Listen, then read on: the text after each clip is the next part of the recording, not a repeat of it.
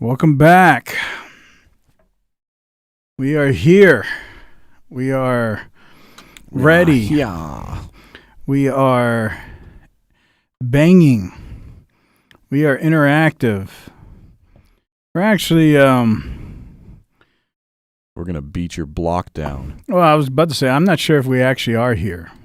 Like, we think we're here, but are we really here? You talking about like a brain and some fat? Well, he's there. You can see him like right there. You see him right there? Oh, wow. Yeah. I'm hiding behind Tom. Yeah. Yeah. He's using sheet jumping as a shield. Mm-hmm. Well, how's everybody else doing outside of the guy who's hiding behind she jumping? Well, let's see. Iron Man is here. He says top of the log. YouTube bot is here. They say hello. Neo Teenage Mutant Ninjas are here.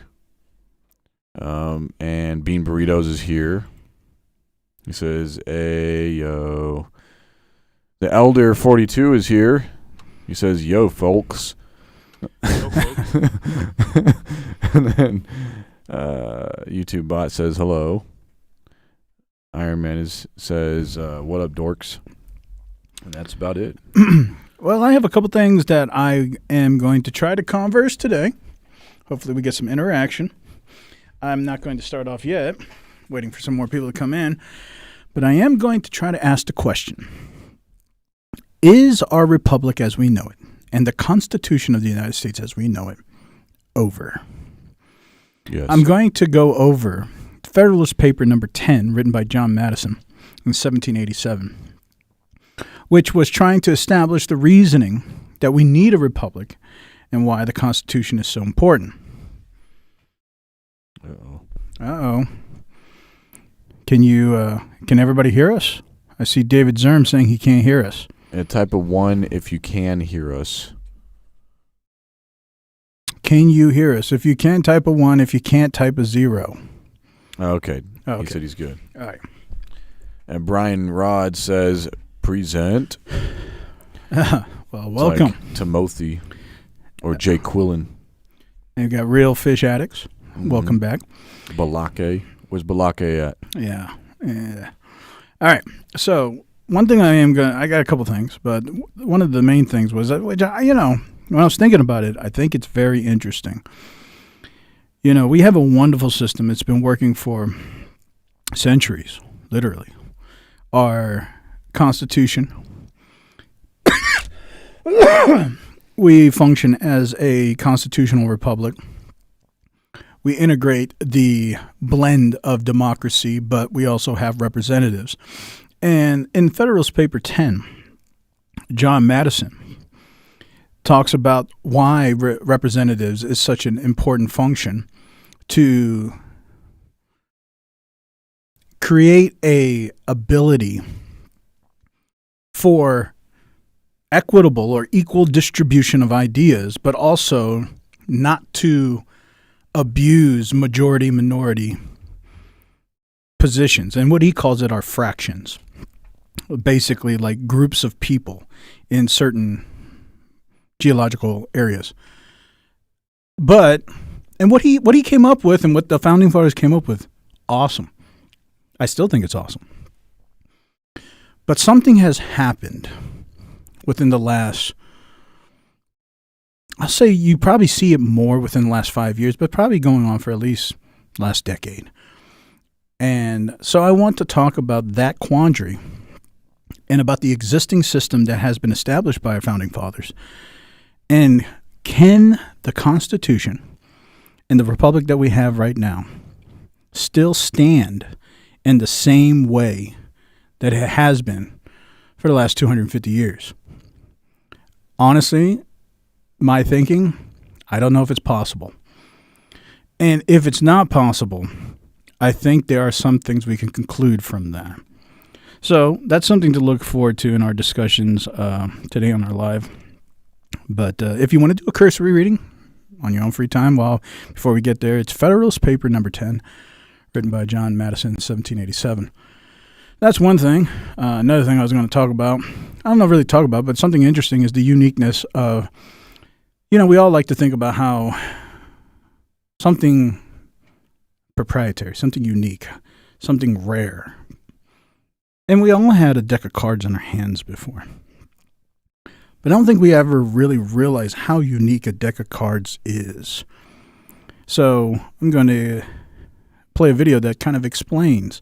If you want to hold something in your hand that may be absolutely unique and will never exist again in any other form or fashion, it could simply be a deck of cards. And another thing I may talk about is the advancements in dream interaction, where they can interact with our dreams to the point to where it literally becomes like Inception. So those are three things that I will try to bring up at some point throughout our discussions. But what do you guys have on your minds? Also, Mr. Elder and Mr. Colleague. I know Colleague's probably going to bring back some of the more Colleague Chronicles that we are so itching to hear. But well, I don't know. Do you have anything to say, Elder? Yeah, I second that. Oh, second what exactly? Second look.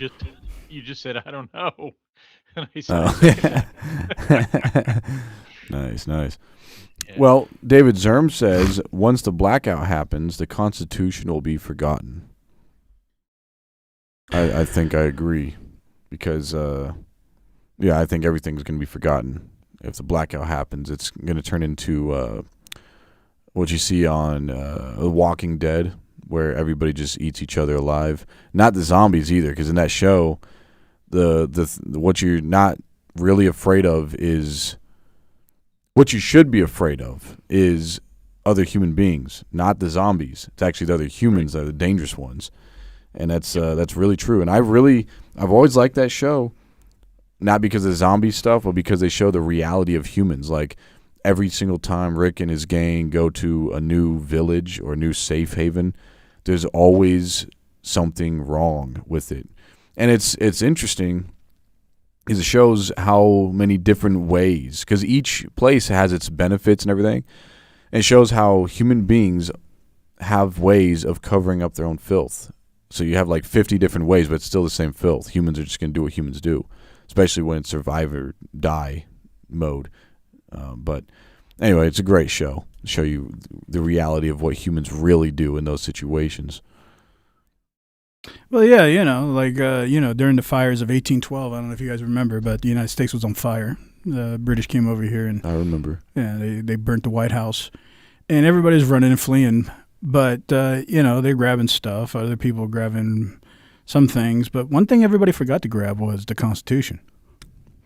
But there was a guy. I think the Federalist Papers. I think his name was Wilberforce. Peasanton or something like that. But he remembered. So while everybody's running, he's like, it's probably good that we probably saved this Constitution. So he ran and saved it while everybody else was running for the hills. But so there might be hope even in the blackout. Somebody might. I guess it's an analogy to say somebody might remember the Constitution. I guess they didn't have it backed up anywhere, like on a thumb drive or something. Probably not. No. But, yeah, it's not so much, even if you preserve it online or just in a piece of paper on a rock, people will still forget it because everybody likes to think that they're a good person until stuff hits the fan. When real tragedy happens, that's when you find out who you really are. And I always wonder when people tell me that they're a good person. I always wonder if it's just because they haven't had something really that bad happen to them yet. But, eventually everybody will. Everybody's going to have their deathbed experience one way or another. And they're going to find out what they do in those moments. Yeah. Well, the Constitution is just like anything else. It's an idea. And like every idea, people have to believe it. It itself is just a bunch of writings. Once you believe it, when you believe something, you will put that into action. Everybody believes all kinds of stuff. You believe in ghosts. You believe in aliens. You believe that there's, mRNA vaccines in your Mountain Dew. Whatever you believe. But if you believe it, well, maybe you'll stop drinking Mountain Dew. Maybe you will start looking for aliens or something. You're going to do something. It's easy to entertain ideas when you're not in survival mode. When you're in survival mode, your brain kicks into a different mode of thinking. You're not thinking Constitution. You're not thinking about morals. You're not thinking about those things. You're just in a survival situation. So now, and your brain is acting as such now. That's what I'm saying. Like it's just interesting. Everybody thinks that they're better than they are. Yeah, but we live in such a wide spectrum of people. You can't assume a blackout or something of that magnitude is not premeditated. And if it is premeditated, who is the one going to be affected? Clearly, the blackout's not going to affect the ones who are creating the blackout. So you have to ask yourself, if there is a blackout, what's the agenda? What's the angle? What are they trying to do? And when the blackout enlightens, what's going to show up on the other side? Is it really going to be like zombie world and everybody fighting to preserve themselves? Or are they going to try to usher in a new infrastructure. It's not going to be back to survival. It's going to be, we don't have another option. This is the only option we have because it's been curated this way. And will it be AI overlords? Would it be, feudalism? What will it be? I don't know, but you have to assume the ones who create the blackout, they're not going to leave themselves susceptible to it. Right. What if probably it's a natural event like a massive solar flare that knocks out the grid? I think they have enough technology now that can predict that stuff. I mean, they predicted that blood red moon that was going to happen. Some people are saying it hasn't happened like that for 6,000 years or whatever. But I know, right? But they're able to predict it to the hour even. So I think they can predict a lot of solar flares. Maybe not all of them, but they can predict likelihoods and percentages of when it may happen and not and all that. Yeah, but the fact that now even our weather is being controlled, and we know that our weather is being controlled, it's hard to believe that accidents happen nowadays. And again, it also is a testament to the fact, though, that the elites aren't ready.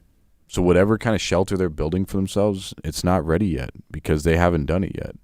If they were going to do it, they would have already done it. It is interesting, isn't it? For me at least, why are the elites creating shelters to begin with? If they knew everything, if they actually believed they could control all the functions, why do it? So there's only two things that come in my mind. They know that when they do something, it becomes public. So they want people to think something's going to happen because clearly if those who are in power are preparing for something that propagates the illusion to the rest of us, well, what do they know? Which makes us be on alert to say there must be something. So it could be a psyop just so we are acclimated to the idea for something they are going to manufacture. Or, like you're saying, they really don't know, they can't control, and there are a lot of things that are beyond their purview. And so they are making quasi preparations for the unknown thing when it does show up. Yeah. And the flood is going to happen while we're still drinking and laughing and giving in marriage. And, giving a certificate. Yeah, two women will be grinding at the hip, and then one will be taken. Two men will be lying next to each other in the field, and one will be taken.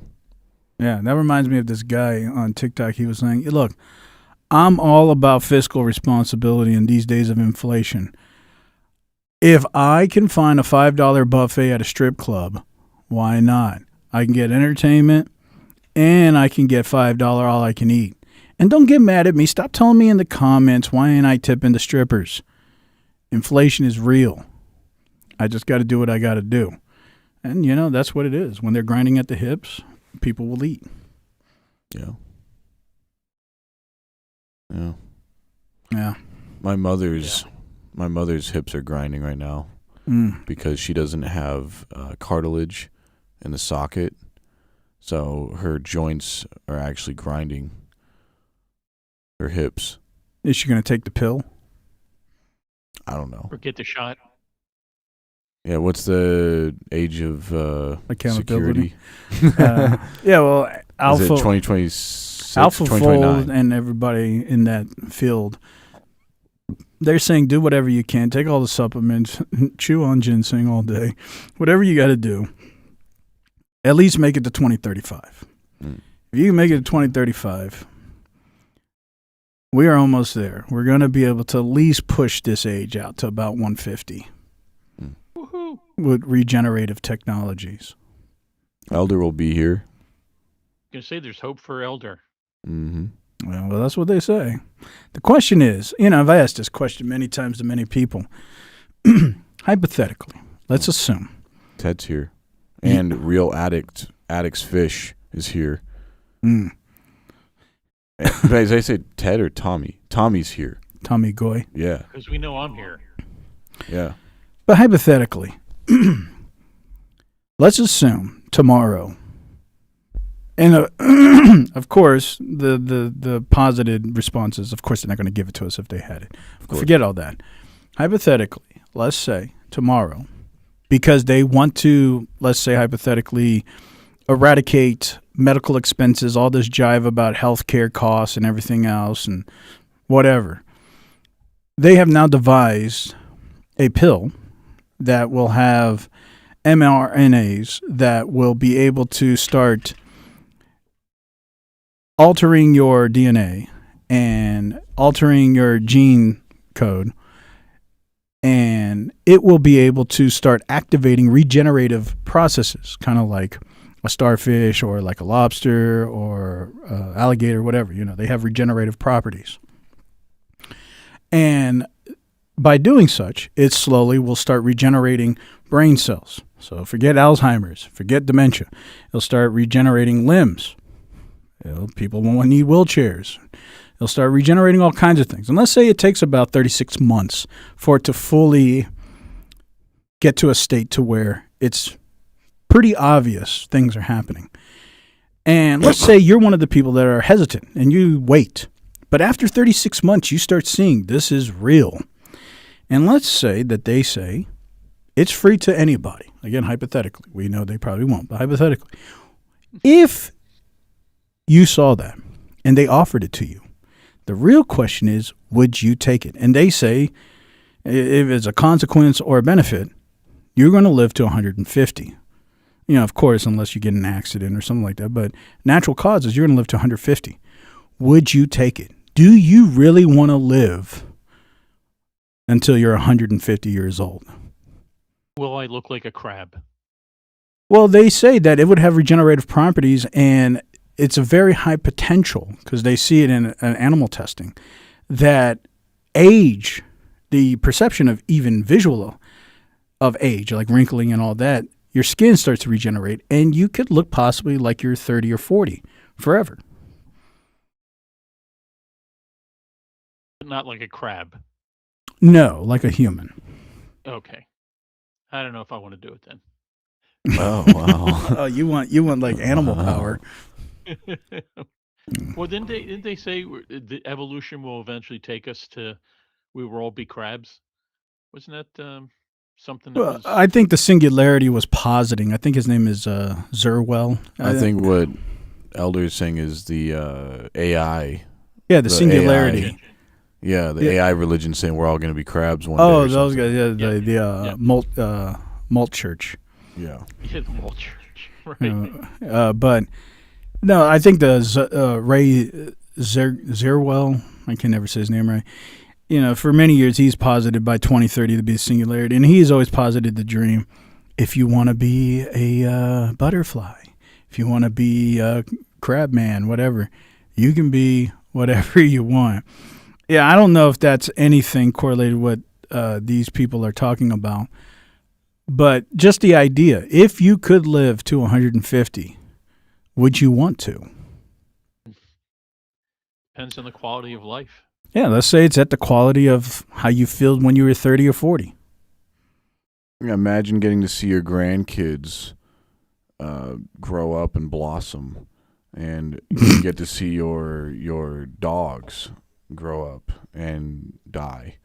Well, then actually they won't die, because that's, excuse my French, they won't. They'll have babies and litters. And those leaders will turn into pups, and they'll have leaders of their own. And you'll be able to see it all right before your very eyes. Yeah, and I don't want to talk about the consequences. Clearly, they wouldn't do it in a wide spectrum because, we've talked positives before. Overpopulation is actually the quandary there. But, again, aside from all of that. You said 150 years, not 150,000. Yeah, I know, but by 100, they always say, that's just the first step. After 150 years, you're going to get better. We're going to have better technology and better innovation. For the better people, yeah. Right. I'm sure if you have a subscription, eventually it'll be a subscription. But I'm just saying, ignore all that. Just for the hypothetical, would you even want it? Because eventually what this leads to is immortality. In the hypothetical sense, you could literally live forever. And would you want to if you could?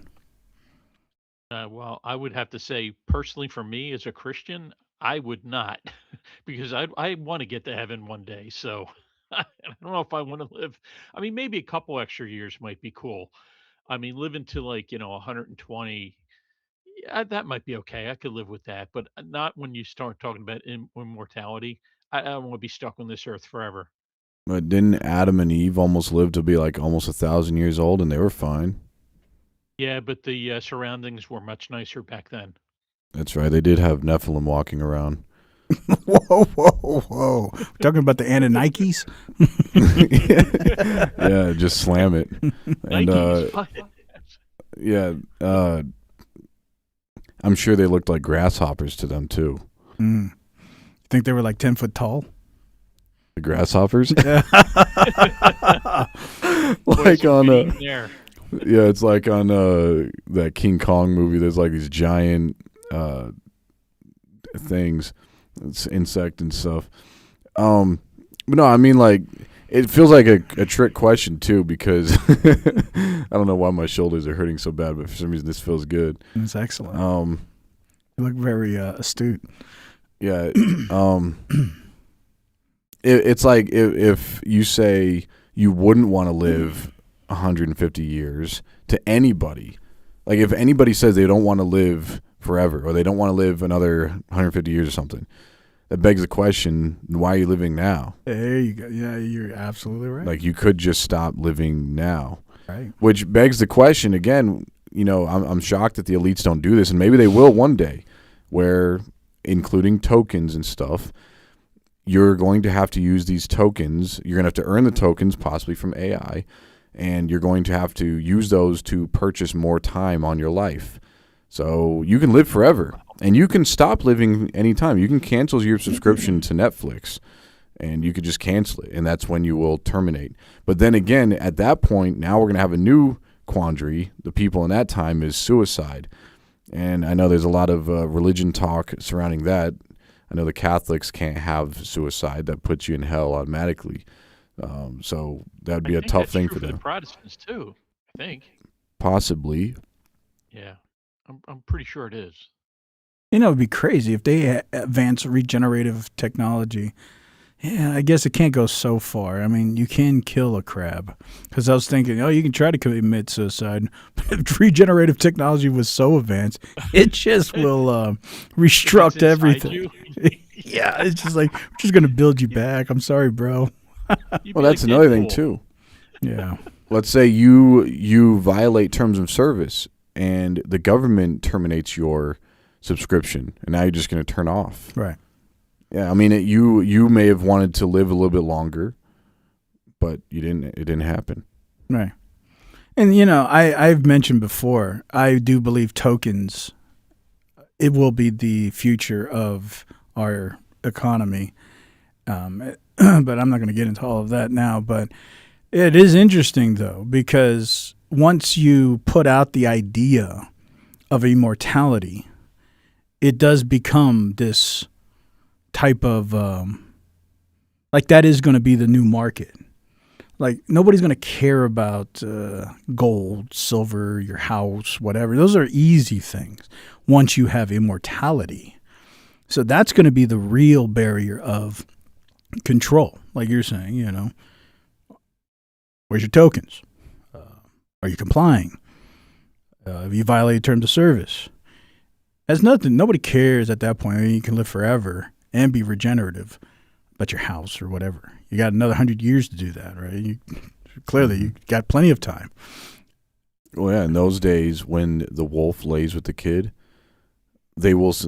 someone will die at 100 years old, and people will say they were just a child, because we're going to be living to 150. Right, and what's interesting is you posit that into a higher dystopian function is give everybody that. But at the same time, there is, like I've talked about before, magneto technology is very easy to create, control the brain through the ion channels. They already know how to do this.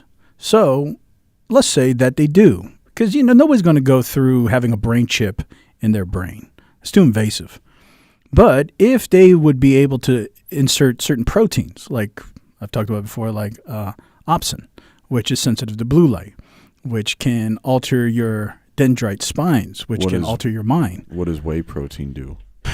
Well, it just depends if you are lactose intolerant or not, but What about whey isolate? or monoisolate. Yeah, glucosinate. Yeah. But what if this pill, it does give you regenerative properties, but it also adds in that additional protein that gives them this accessibility to control your mind also. But it has to be activated at certain frequencies through electromagnetic frequencies, which they would know. So that would be a way. You don't know that it's possible because they're not going to tell you. So they're going to tell everybody, it's free. Here it is. Take it all. Everybody take it. But as soon as you take it, yes, you have now the ability to be, let's say, immortal.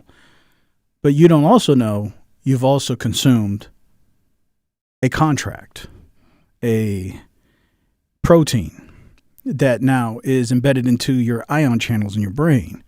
And if 5 years later they also start showing, we have also advanced our ability to control criminals. And they start showing that these criminals have violated XYZ, and now they show on live television, they're exterminated instantly walking down the road and they just die. And everybody's like, wow, I thought we could live for immortal. We're immortal. And I'm like, well, there was also a protein inside that capsule that is also to control your brain function, and it can be activated. So now it's too late. Everybody has it, and now they really can do population control or terms of service or tokenization or whatever they want. So those are the everything isn't, the grass isn't always greener on the other side. And this is all hypothetical because there are a lot of quandaries on why they wouldn't. But if they wanted to do real mass population reduction by enforcing a manipulation of protein, they could. They could do that. And so they let everybody take it. And of course, people would be hesitant. But once you start seeing people really start having regenerative properties after about 3 years, you might actually say, I'll take it. Government hasn't told you what's inside that pill. You just see the effects. But now it's over. Gee, I wonder if you'll have to wear the sign if you take the treatment. Talking about like some kind of mark or something? Talking about digital ID? Yeah. Mark of the beast. I don't know about any of that. What about the mark of Cain? I'm saying we already have these marks. If you want to talk about identity markers. Yeah, I've actually gotten like 40 lashes, save one. Well, I mean, you have the binding of your dependency of technology. I mean, That's true. yeah, I mean, no, you can't exist without some function within an integration of technology. Well, I've heard that in the future, you will need a chip or something to identify you to the system so that you can, buy things. And some religious people have complained that that would be, to them, would be considered the mark of the beast that was talked about in Book of Revelation in the Bible. And it's just interesting. Yeah. It's complicated because everybody's already embedded in a system that's already like that. So you would have to play biasy at this point. You have to say, oh, well, I'm not participating now, even though it looks like you are participating right now, because you cannot participate in the function of commerce, the function of the economy, without some means of integration inside technology. Even the Amish try to find ways around it. So at some point, the dependency of technology is already there. So you would have to isolate yourself saying, well, not what I'm doing, but there's something else. But you're already embedded in a system of dependency. And what if we get it in our foot or something? Like we get that chip in our foot or in our thigh or something. Or my tooth. Yeah. Yeah, like a Bluetooth or something. Yeah. Some kind of apparatus. Instead of gold tooth. Yeah. So, Bluetooth? Yeah. yeah, what say you then? 3.10. Well, the whole point of this thing is supposed to be a visible mark that everyone can see. Yeah, but it's supposed to be on the So- right hand or forehead, not the thigh. That's where my tattoo's Oh. going to go. Oh, I see. You see, Well, that's then I a guess you'd have to pull your pants down every time you wanted to buy something. No, you'd walk past the doors, and it would have those scanners. It's basically what it happens now. Right. My phone is on my thigh right now. I have something chunky on my waist, and it's my phone. And every time I walk into a store, they have these, they have those things. So if you have anything in your pockets or anything else, the beepers will go off. It's a tough thing, man. It really is, because everybody wants an external marker because of sociological fears. We always want to say, I want to know those people so they don't come in my house. Yeah, honestly, it could just be in your bloodstream. It's not, there's nothing visible or nothing. It's actually just in your blood, your whole body. I know, but when I'm saying these people who are talking about this religious construct, it's always supposed to be a visible apparatus. And the idea, if let's say, for a hypothetical construct, it's a spiritual apparatus, well, that would seem more fair in the sense that you, as a human, don't have the accessibility to make the judgment or the assessment. But God would be able to, or an entity would be able to. It wouldn't be in your hands. Because clearly, if it was external, we would all be playing I'm better than you, or the sociological, basic, primitive sociological function of tribalism. And we all want that. We all want to be on the winning side of history, or the winning team, or the one that's whatever. But that seems like a cheap way or an scapegoat to say, I know. But then, it's almost those weird things again. So if you ever did do something like that, again, playing a hypothetical, let's say you did do something like that.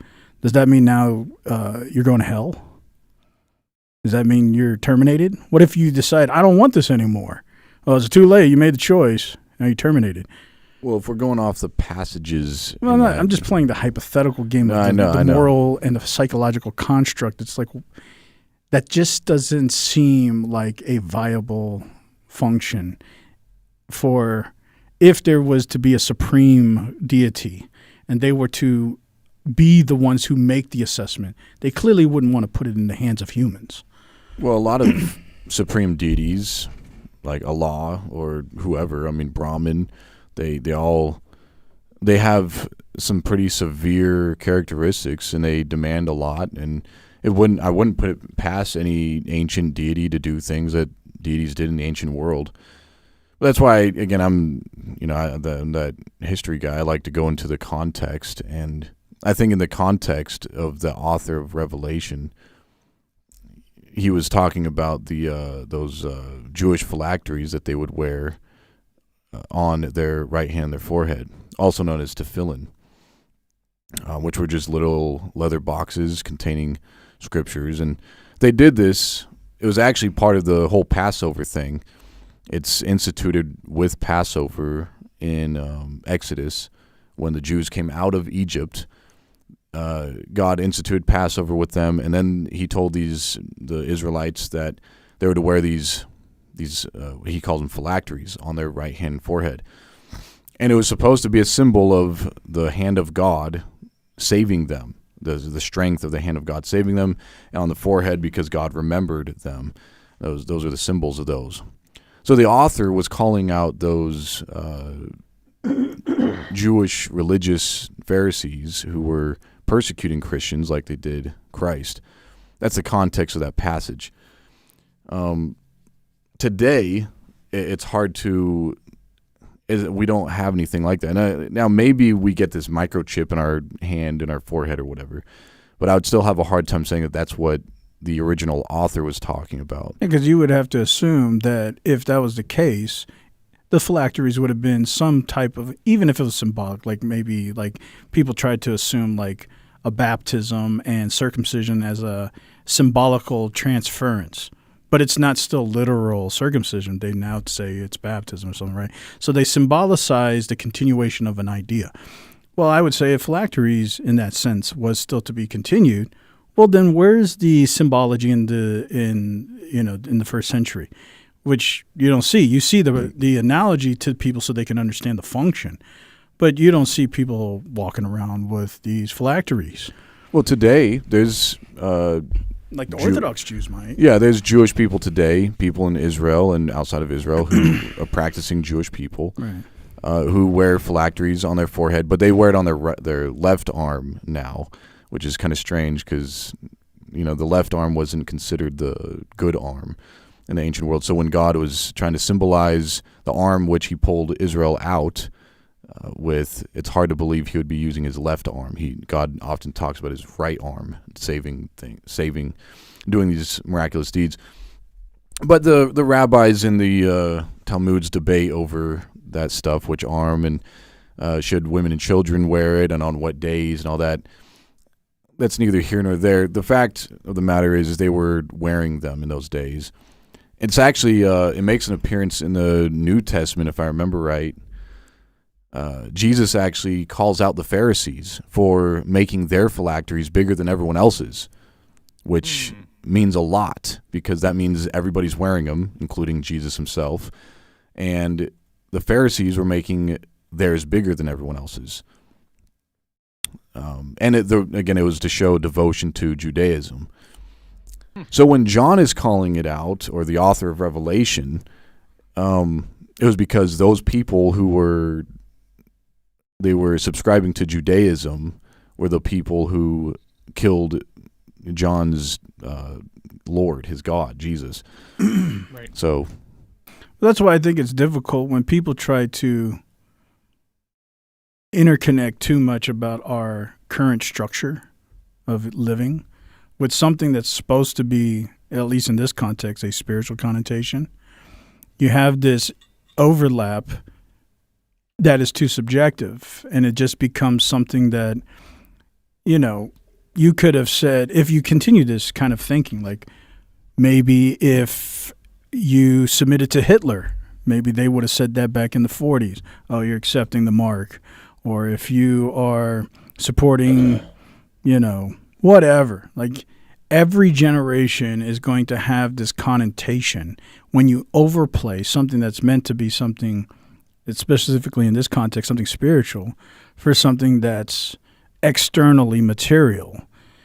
And so that's the problem. It's not a static thing. It just becomes subjective to whatever's a really bad boogeyman that seems to take over your freedom and your control in this world. And now you're just going to say, oh, that must be against God.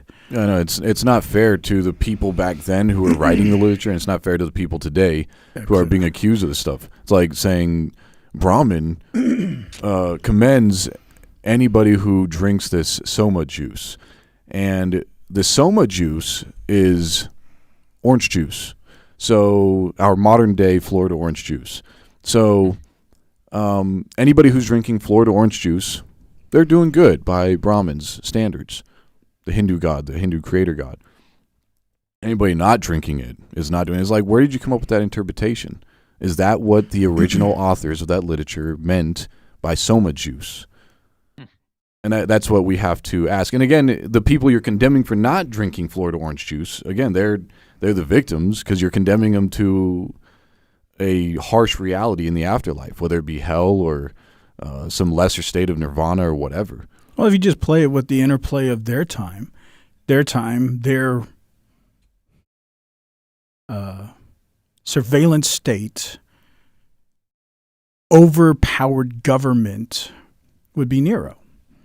And so you could play the same thing. It's like the overplay construct is, once you make something materialized, it could be anything. Like, again, you decide to submit to Hitler, or you decide to submit to whatever.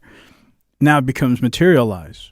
But then after those people die, after that's all gone, now you're going to say, oh, the world still exists. Everything's still here. Now we got to find a new boogeyman.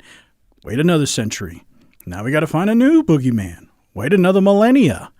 Now we're going to call it like the reformers did. Oh, it was the Pope. That was the Antichrist. So at some point, it just continues moving on the chain because you've materialized something. So that's some people do liken it to like some kind of telescope, specifically the book of Revelation. They say it had a fulfillment in that day and age, but then it has another fulfillment, and it just has this telescoping effect throughout history. You just keep moving the goalpost. I know, and I'm like, it hardly seems fair against like how many antichrists and Satans are going to be thrown into this abyss. Like, how many devils are there? How many dragons? Well, really, when How in many- this context, how many mark of the beasts are you going to have? Well, that's what I'm saying, because it's directly correlated to this Nero guy. So that's why I tried to say, that's not the context I'm talking about whatsoever. I'm talking about this reality that we're in. And in this reality, regardless if it's simulated or not, or however you want to perceive it, it's definitely orchestrated by the ones who are in power. But that's not a unique thing. That's what I always try to postulate. We live in a time, and the time itself and present is unique. But the archetype of what we're living in, this quasi-matrix, which is there's somebody curating our lifestyles and functions, and there's a higher power, and we all think we have control, but really we're inside of a sociological bubble. That's not new. That's been around, and it always will be. It looks different from century to century, but it's not new. And there's always going to be some new boogeyman. But it's a basic function when you have large governments, you have large societies, large civilizations. That's just the facts. There's no way around that. Unless you want to live inside of a white bubbled room by yourself in a straitjacket. It might be true for some of us. Not me, but It's a of big course room. not. Yeah, but anyways, that was just an interesting thought I always have is I enjoy living, but I don't know if I want life becomes kind of redundant. And it's like, how many redundant cycles do I want to go through? Regardless. It's like, okay, this is enough. Do I really want to put myself in a position where I can't say it's enough?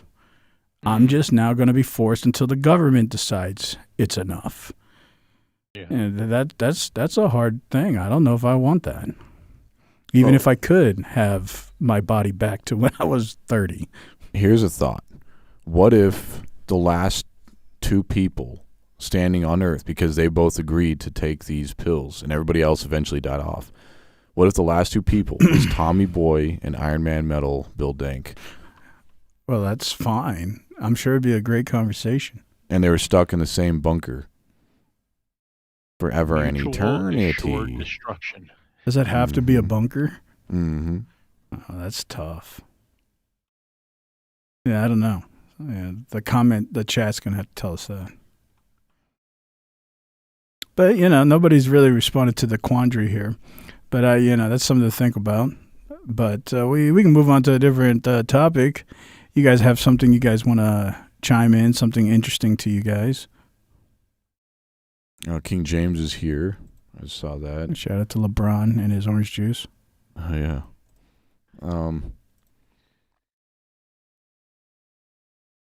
Tommy said, "I'd love that," with Iron Man.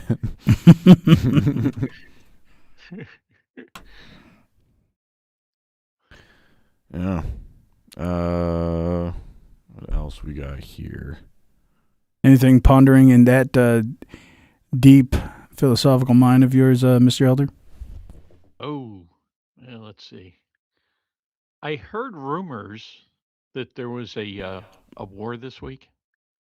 What have you heard?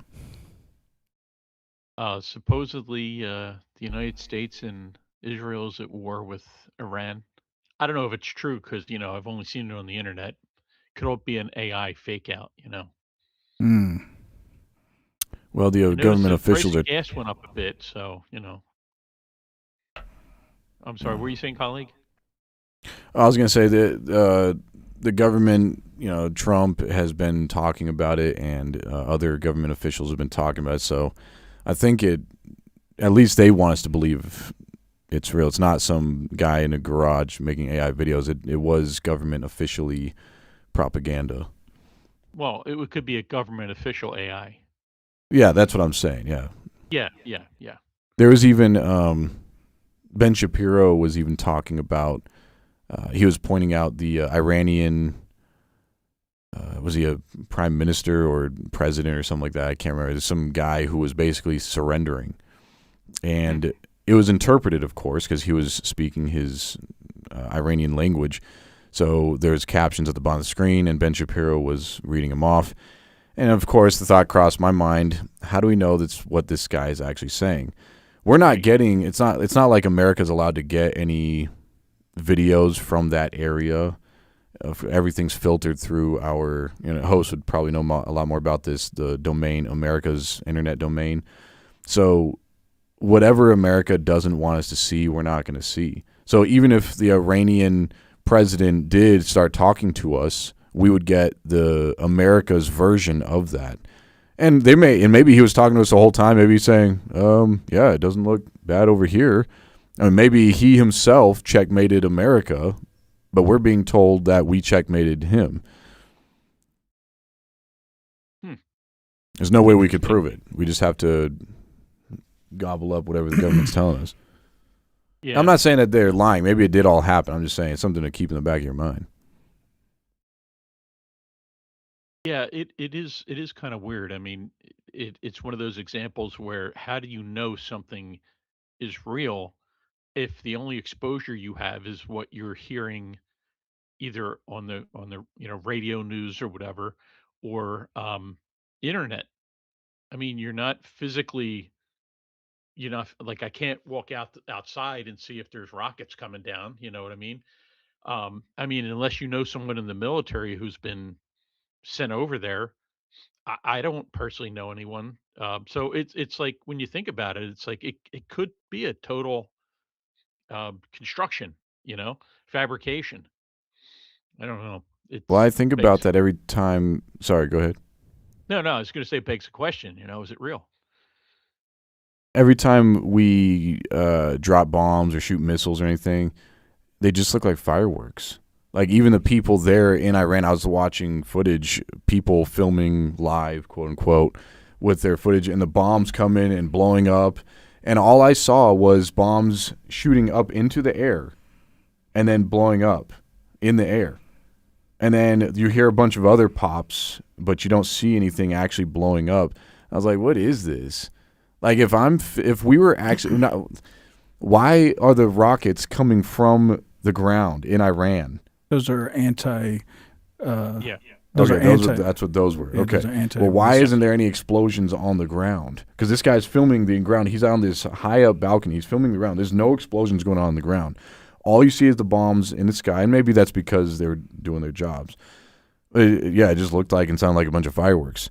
So if none of these bombs actually hit the ground, then why are we celebrating and saying that people have been decimated and all this? Maybe in the warships out in the ocean, which again nobody can prove. That nobody has access to that.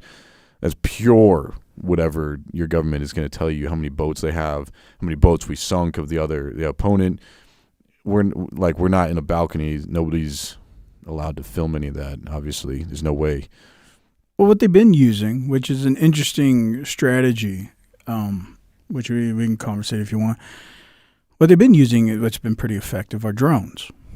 Drones have explosives on it, and they're basically kamikaze type. They fly in and they explode. And there's footage of that and you can hear it on these, like you're saying. These. Is that what they're using in Iran? Yeah, well, the Iranians are using, and this is why I think it's an interesting tactic. The American military, they have like THAAD systems, which are anti-missile defense systems. And these are very expensive. And they only have a limited amount of these THAAD refilling capabilities. And they also share that with Israel. So Israel has some of that. America uses some of that. They also have other missiles like the Patriot missile and other things to counteract any of this stuff. But we're talking $1 million a missile, $10 million a missile, very expensive on America's side. Now, how much are these drones? It can be anywhere between, let's say, $1,000. Let's say on the high end, $200,000. And so let's say that if you're strategizing, if I was Iran, I'm going to try to get the United States and Israel to use all their THAAD and all their very expensive missiles to prevent these very cheap drones so they can use up all their expensive ammunitions and anti-missile defense and all it cost us with these drones. And now once they are getting low, because there's only so much, Now we're going to use our missiles instead of the drones. So we're going to use very cheap stuff in the beginning. They're going to have to use expensive stuff to stop the cheap stuff, and they're going to extinguish all their supplies. And then once it starts getting low, we're going to start using our real missiles, and then we're going to do real damage because they have now ran out of anti-missile defense. Well, our authorities have been telling us that we have air power constantly 24/7 flying over Iran. Yeah, but we've already seen, and also the Pentagon has already admitted, friendly fire, like Pakistanians and other people have shot down, I think it was an F-18 and other jets. And so it's not hard to believe that if they started using missiles, that it could be misinterpreted as friendly fire, or it directly hits these jets. So I think it gets complicated with America utilizing such expensive equipment comparative to Iran's very cheap equipment. And so I was just going to say, I think there's more. I have no doubt we have superior technology, mm-hmm. and I don't like. I think if anything, Iran is probably the ones who are probably scraping the bottom of the barrel, because I don't think they're as well, armed as we are, especially with technology. I had heard on the news that we had captured some Iranian drones, brought them back to America, improved on them, and now we're using them against them. So, again, I think when you talk about resources, um, we do have the resources technologically to come up with things.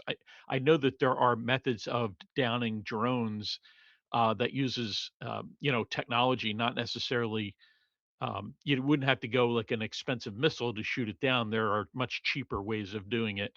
Um, so I think, although I think if two countries were equally, you make a good point, host. So I think if two countries were equally armed, that would be interesting to see that strategy play out.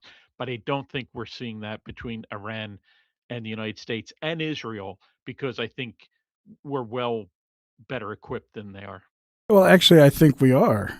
If you look at the things that are hitting Israel, and you see the things that are hitting, because Iran has decided, and that's another strategy.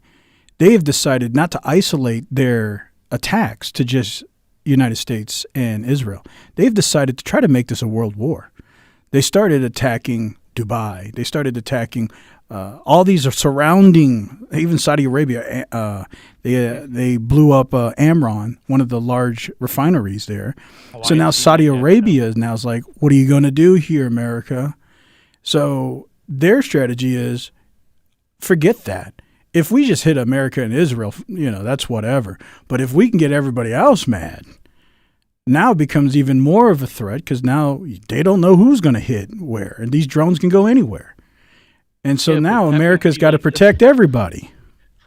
Yeah, except it's like sticking poking a hornet's nest. So instead of that, seems like a terrible, terrible strategy. Yeah, let me annoy these other countries and neighbors, especially countries that have extreme wealth. Let me start, attacking them. Well, let me tell you Can't why. work out well. Let me tell you why I think it's interesting, because of politics. Everybody wants America not to go to have boots on the ground. No American wants there to be a real war. Like every kind of conversation about a military operation, we want it quick, we want it swift, we want to get out. We don't want another Afghanistan. Right. We don't want a Vietnam War. But if you can draw this out, this becomes very bad optics for the United States. Why didn't you go ahead and eliminate Iran within the first week? Why are we still 3 months in? Why are we still 2 months in? Why are you still having a problem? And now they're over there talking about the Canal of Hormuz. I can't pronounce that right. And now they're having to deal with that. Insurance companies now are saying, we don't know if we're going to cover those oil carriers. And so all of this, I think, is just a strategy to put the pressure on the optics. At the same time, how long are you going to draw this out? And how are you going to make this fast? And not only that, they did something that caused them to stir up the hornet's nest. They abrogated all these Iranian leaderships.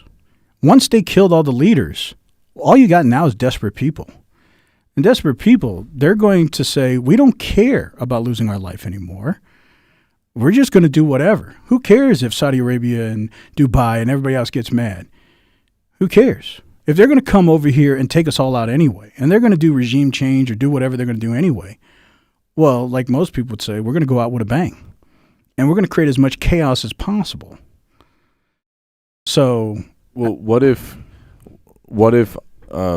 Iran or Iran or however they want to pronounce it now, which Iran. that itself is so weird. Yeah. It's only a recent pronunciation, I think.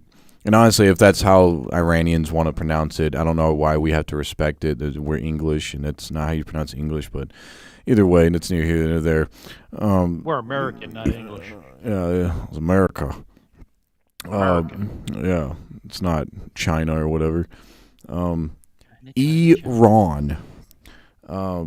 Why don't they just start attacking surrounding countries and territories and claiming that it was America? Like using propaganda, painting American flags on some of these missiles and drones and other things, even taking some of the uniforms from America, putting their own men in there and sending it into these other nations. And then they will have Straight other evil nations. Knievel stuff. Yeah, honestly, that's what I would do.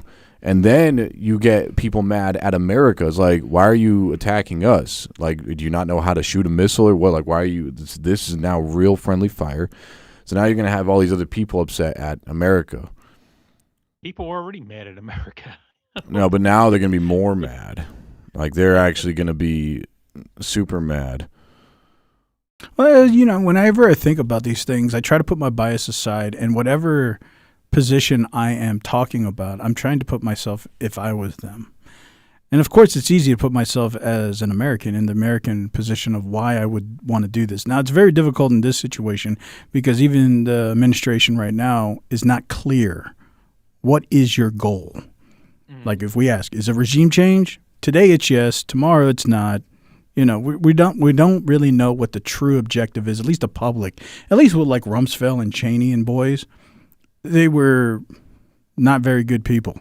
But at least they would tell you. There's weapons of mass destruction, even though there isn't, and we're going to go over there and wipe them out. And that's what we're going to do, and that's our plan. At least people knew that's what is going to happen, and that's basically what they did. In this situation, we're not really sure. And that state of non-knowledge, that ambiguosity, causes this vacuum to exist, which allows so many bad optics to play, but also a lot of advantages if you want a secondary agenda.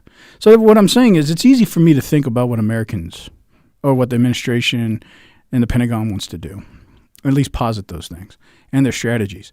But what about Iran? what would you do if you were them? And you're in their situation. Your supreme leader, they got killed. All your basic military structure is getting destroyed. What are you going to do? And I'm thinking, if I was them, I'm going to create as much chaos as possible, as long as possible, because the number one thing America boasts on is we are powerful. We do things fast. We do things swift. We do things quick. Like Trump always says, we're the greatest. We're the best. This is the most fastest. He always says, this is the fastest we've ever done something. So that's what he puts out to the public. So if I wanted to make an antithesis to that narrative, I want to draw this out as long as possible to show America isn't as strong as they say they are. I'm going to die anyway. They're going to take me out. I already know that. Well, they could play the long game. They could just wait till Trump is out of office because the previous administrations just paid Iran off like some angered stepchild who you just keep on paying to hopefully make him go away. You just give him more money. And he does more stupid things, and then you give him more money. You just keep on encouraging the the bad act, the bad behavior, because you just keep on paying for his stuff, and you give him more money, so hopefully he goes further, and you keep making agreements, keep saying, okay, little Johnny, you can take this $100,000, go far away from me, stay out of my life, don't come back, or else I'm going to disown you. He does something stupid, comes back, drags dirt on your name, drags your whole company down. It's like, what did I tell you, little Johnny? Now I'm going to have to give you $200,000 so you stay away from me, okay? Just stay away, okay? Do we agree? Okay, we both agreed. Here's some signed contracts. Okay, good. He leaves, comes back. Okay, now we're going to have to give you $1 million, Jimmy. You just need to stay away, okay? Or else I mean it this time. I mean it. And this is where it goes. This is what the previous administrations have done with Iran. And now Trump is finally saying, no, I'm actually terminating. But if Iran waits until Trump's term is over, which isn't very long from now, then they probably have a fighting chance, because we'll probably get another. I would say if Trump was more diplomatic, then yeah, you probably could have some conversations. But Trump seems very adamant that he wants to eliminate this now. Yeah, so when he's gone, I'm saying now. Like let's say tomorrow. we get Kamala in the next term, or we get somebody. But I'm saying like in the next 2 weeks. Like he's talking about, we want this done now. And if that's what done regime, well, that's what most people assume. You want a regime change, but they're not even static on that statement. But they want some kind of eradication now. And we don't even know what the guy blew up. Like they're saying it was targeted. They blew up their defense systems. They blew up other spots where they were plotting an attack on Trump's life. A lot of these missile strikes, if we can believe they happened, targeted these specific points, these pressure points. Yeah. But that's just based on our intelligence. I mean, there could have been a lot more going on. I don't know if there's an old movie came out in the 60s called The Mouse That Roared. I don't know if you guys have seen it or heard of it. I don't know if there's anybody in the chat that's heard of it. It's a comedy, but it's got Peter Sellers in it playing several different roles. But the point of the movie is this small country called the Duchy of Grand Fenwick, and they don't even have running water. So what they decide to do, because they've heard of the idea of the United States comes in and kind of, I guess, war reparations, and they build your country up, because they looked at like what happened to Germany and Japan. So what they said was, well, we're going to start a war with America, and we're going to immediately lose, because they're this tiny little country. And the point was being is they would see millions of dollars poured into their country because they lost a war with the U.S. I'm thinking, if Iran, whatever, was smart, what they would do is they would surrender and then let the United States rebuild, just like they did, in Germany and Japan during the Second World War. I mean, look at the shape that they're in today. I mean, it might be a winning proposition for them at this point. Yeah, but like I was talking to you before the live, it's hard because a lot of people don't really understand the infrastructure of what the Iranian people want, because they don't want a real American westernized democracy. They're Islamic. They just don't want this restructured idea that came after the Shah back in 79 with the I can never say this, the Ayatollah. This whole thing was restructured because, and I'm not going to go into it now, but it's not a fundamental that's correlated with how the Quran is propagating the structure. But they had to do this so they could get rid of the Shah and create this Islamic state that they have now. I think what they want is real liberation from this quasi weird function that was created to get rid of the Shah, but they still want an Islamic fundamental state. They may not want it radicalized or not, but they still want that because they are Islamic by default. That's their predominant belief system. They don't want it to be Western. They don't want it to be America. And so their idea of liberation, what they're celebrating about, is not because they want America to come over there and inhabit the land and create a regime that's simply sympathetic, like the Shah again. They don't want something sympathetic simply to America. They want something that's sympathetic to Islamic fundamentals, but not something that was quasi like what's going on now. Understanding that, plus what is being propagated about the war, adds too many layers to the thought that what you're hearing from the administration is when they're talking about protesters and everybody's so happy and celebrating. It's not the thing that Americans are thinking. They're not going to celebrate if you have a bunch of Americans over there or a regime change that's sympathetic to America. They're going to be against that just as much as is if what their current structure is. You're going to see what happened in Iraq. You're going to see what happens in Afghanistan, and it's going to be this long drawn out thing. And this is what Americans don't want. And now, like I said earlier, you killed all these people who had some kind of structural idea. So now you just got a bunch of renegades going on. And if the renegades are out there and they all believe that their own cost is to lay down their life as a martyr, then that's how they're going to strategize their plan.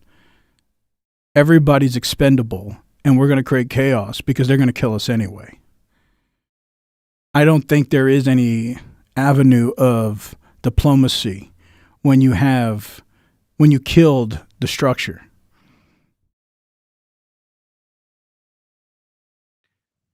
Interesting.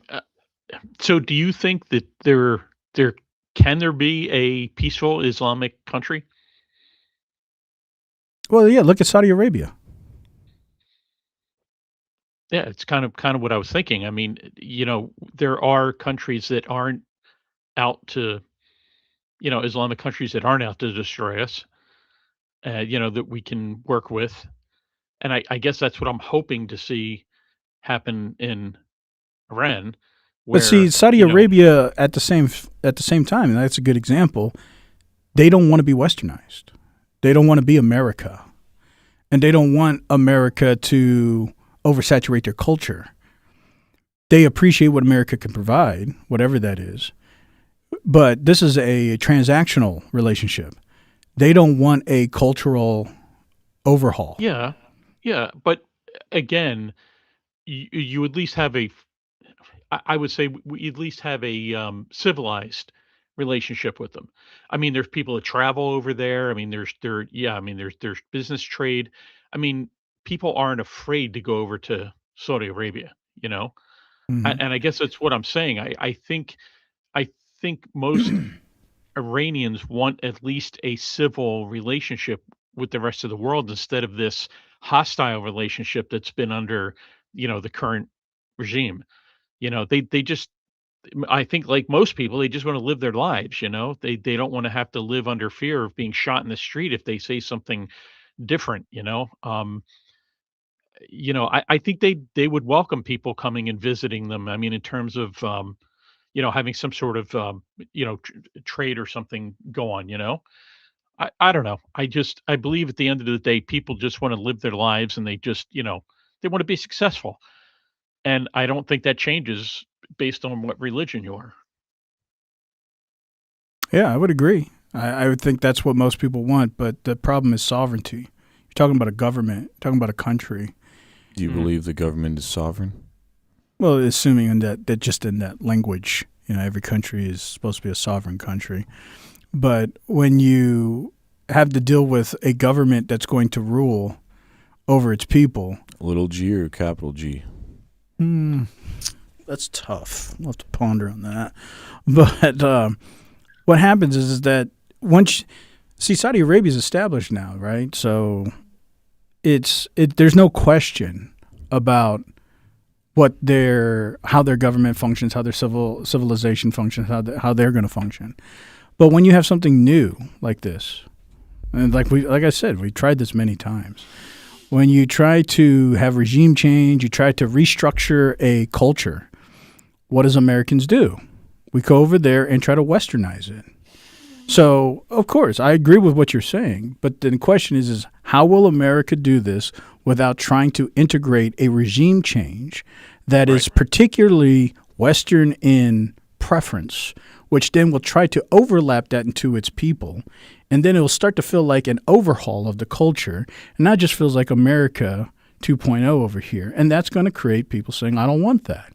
So, yeah, I would agree if they could keep this as an Islamic nation in their culture and in their function, and it's not overly saturated by westernized ideas, and they allow the government to be sovereign in their resources and allow them to be free in trading whoever they want, and this isn't just a means so that America can control this for national strategy, so they can control over the distribution of resources to China and Russia and whoever else. If it wasn't all of that, then yeah, I would agree. There could be a solution here that could be very positive for Iran. But because that is not the case, it just seems like to me another one of these dumb cycles where we're going to try to emphasize how great our republic is, which the republic is great, but it works great for us, at least it has for 250 years. And so, but that doesn't mean it works great for Iran. Yeah, some might say 249 years, but I'm not going to split hairs. So that's the problem. Yeah, interesting. I suppose it will be. It'll be interesting to see how it all plays out and what happens. Yeah, a couple months from now, I guess. But yeah. Should I read some of the comments? Oh yeah, absolutely. Yeah. There's not very many. The redactor is here. Well, you can probably see some of them online. Redactor. Yeah. Let's see. Yeah, I guess the top one up there, you guys can read along with me. It says, Tommy Boy says, so we aren't obligated to do anything for them. As in Saudi Arabia, yeah. Yeah. And then David Zerm says, we're going to do it anyway. We're going to do it anyway. Yeah. Pirate Nerd Mom 1202. Wow, that's a new welcome person. in, Pirate Nerd Mom 1202. Yeah. I'm assuming it's a she. So she says, an acquaintance of mine recently pointed out to me that the whole thing comes down to oil. Were it not for that, the U.S. would not be involved. I think it's much more than that. I think oil is just like the front face. Like we all assume it has something to do with oil. But I think that's just so the public has some kind of rationality. Tommy Boy then says, Zehan mentioned the insurance angle a few years ago, like Ted mentioned.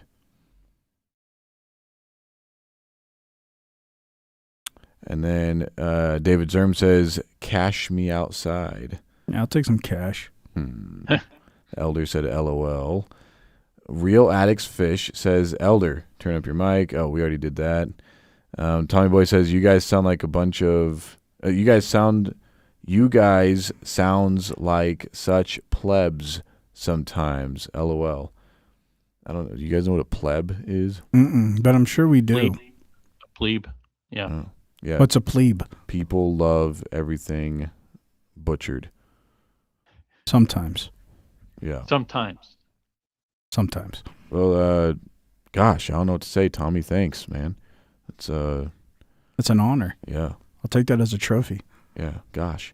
They're the common people, the masses, Oh, okay.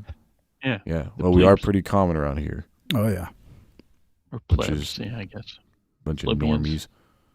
Yeah.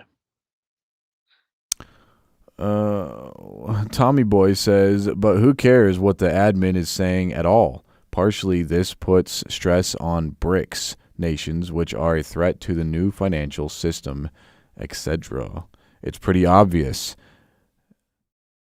And then the Real Addicts Fish says it's also about China. So that's the end of the line, so I guess we can pleb that out. Yeah, I always have a lot of things to say about that, but I'm going to yield. To China. Yeah, it was a China, China, China. Mm-hmm. That was a good discussion. No, I appreciate you, yeah, chiming in there. Yeah. I But figure it's a big thing that happened this past week. We should at least mention it. So, Well, it's been nothing we're gonna occupying the news. say. Go ahead. Yeah, I was just gonna say it's really been occupying the news. There's not a whole lot of other stuff getting through. So, I'll play that this. and aliens, but yeah. I'll play this one clip to remind you guys. In 2011, I think it's kind of ironic about Mr. Trump. I mean, ironic. ironic. Oh wow! I guess the powers that be don't want me to. Maybe if I do it this way. Looks like Our president will start a war with Iran because he has absolutely no ability to negotiate. He's weak and he's ineffective. So the only way he figures that he's going to get reelected, and as sure as you're sitting there, is to start a war with Iran. Our president will That was in 2011, where Wow. Trump was criticizing Obama, talking about starting a war with Iran because he's incapable of negotiating. And that was a pretty viral clip. And so I just want to remind people that the reason why he goes to war with Iran is because he cannot, or he fails. He has the inability to negotiate. So I would ask the same question to Trump. Are you going to war because you have the inability to make a deal, to negotiate? Yeah, but I'm sorry. Go ahead, colleague. well, I was gonna say real quick. Obama played "Let's make a deal," and that's what he did. That was one of the previous administrations that made deals with Iran, and he made deals all day with them, trying to buy them into submission. So whatever he did, though, it didn't work, and maybe that's what the Orange Man is saying. Oh, maybe. Yeah, I just I thought was it going to say what interesting. I've heard him say. That's weird. Is that he couldn't negotiate with them because they're just impossible. They won't negotiate. They won't talk. So that's why he was like, I have no other option. Well, then I would say he should have gave that grace to Obama. Well, he's older and wiser now. I see. I see. But the Orange Coming Man from one didn't elder make to all the these other. deals. I don't think the Orange Man made or played "Let's make a deal." I think it was Barack and the other people. Like, did Trump offer Iran money at all ever? They were in negotiations. That's what they were all saying leading up to this operation. Yeah, but he couldn't just offer even $200 billion because I think that was what the last administration did because it went up so high. She's like, now they're probably wanting some $1 trillion or something, and he's like, I'm not doing that, so no deal. Deal or no deal. Well, like I was talking about in the beginning of this live, one of the things I was interested to talk about, which just can lead to some of that, is what do you guys think about the current structure and the stability and the continual existence of the Constitution as it exists today? Like we've talked about it. I mean, it's been around. America's been functioning for 250 years, understanding in this function of a constitutional republic. And like I was talking about in the beginning, I could just read straight off of Federalist Paper number 10, but it's where James Madison talks about why a republic is so important so that the Constitution can continually be efficacious and why a full democracy isn't feasible. And he talks about fractions and how to deal with the majority-minority quandary. But what I was thinking about, and if you guys are interested, I can read some of it. I have it right here. But We're interested. Yeah. what I thought was interesting thinking about it is, think about how in the last 10 years, specifically probably more than 5 years, social media has eradicated a lot of the safeguards that Madison talks about in Federalist Paper 10. Like one of the things he talks about is representatives. He says the representatives must be raised to a certain number in order to guard against the cabals of the few, because he understands that there's always going to be this play between the minority and the majority of people. And what he calls these are fractions of people. And he says you can't stop these fractions. There are always going to be groups of people, geological sections, where locally they have certain ideas. And usually when it's localized, it's radical ideas. He says, but representatives, they refine radical ideas. And so he says that's why a republic's so important and not a full democracy. Because when you have a localized idea, it's radical. Like maybe we should kill all the Chinese.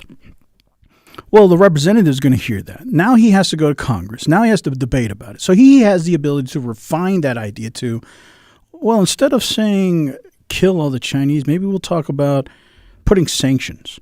Maybe we'll talk about putting trade embargoes. Like, so now that radical thing has now ability to get more refined and something a large scale of the whole United States could accept. No, the whole United States ain't going to accept, let's just kill all the Chinese. But a small fraction of people will probably say that. So Madison's idea is that the Republic takes extreme ideas, which you cannot eradicate. You can't get rid of that. But you can make it to where more people could accept an idea that still accomplishes some of those objectives by a representative system. And so that's why we have a republic. You have representatives coming to refine these ideas of localized people. That's why your representatives are from your local areas. But then it gets into a national scale, Congress debates and blah, blah, blah. So that's one safeguard. The other safeguard he mentions is the vast distance and the vast size of the United States geologically.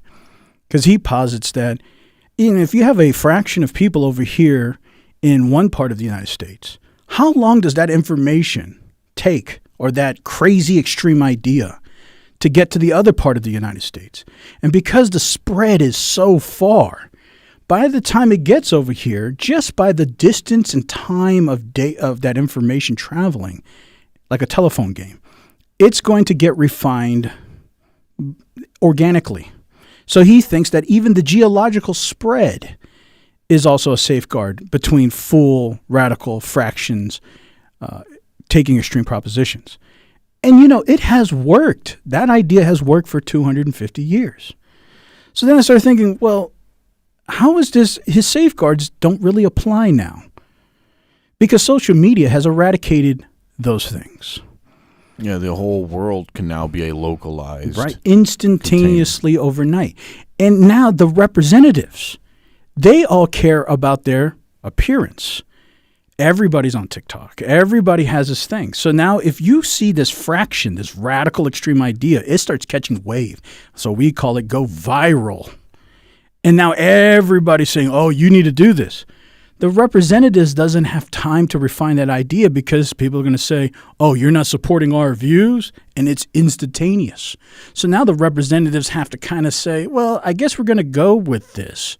So there's no time to refine ideas. There's no time for representatives to make this more palatable for the nation. And so you have eradicated the safeguard of the distance of travel of information. It used to be it'd take months, maybe years for information to get to one place to another to grow. And you've eradicated representatives from having time to have quiet meetings, committees, personal discussions to refine things. Social media has eradicated both of these safeguards that Madison writes about in the Federalist Paper 10. And if that's the case, what is going to protect the validity of the Constitution? Because he mentions, too, that you don't want to smash fractions, which basically means take away their ability to speak. He says that's worse than the problem. You don't want to just say, oh, we don't like what you're saying, the majority rules. That's like full democracy. Majority says this, smash everybody else. That means you get rid of free speech. You're just going to have to become authoritarian. And he would say that's worse than the problem. So then the quandary is now that we're living in a social media age, what safeguards do we have? And I'd say we don't have any. If James Madison was alive today, I think he would struggle with trying to figure out a solution to this. And so if there is no solution to fix our current structure of the Constitution because of social media, this tells me that authoritarianism has to be the next step. eventually, because there's no way to suppress radical ideas, you're actually going to see suppression of information. Look at what happened to those guys. What are they called? Minutemen. No, the toilet people. Oh yeah, those toilet guys. Yeah. You're going to see more of this, because if social media has eradicated the ability to shut down or refine information, and the spread of information is too fast and the growth of an idea is too extreme, you have no choice but to be authoritarian and suppress information, suppress ideas. You can't let it organically function like James Madison believed organically it could just work itself out. But now social media has abrogated that. So I believe they're going to at some point have to restructure the Constitution. They're going to have to at some point become more authoritarian. And they're going to have to justify it, and they're going to use social media as a means to justify that, because there's no way to safeguard radical ideas or against the narratives. How else would they do it? Now, you guys can give me ideas on what you would think, but what James Madison writes, and is very thorough, is very elegant, very well thought out, and I think it was great. I just don't think it will work in 2026.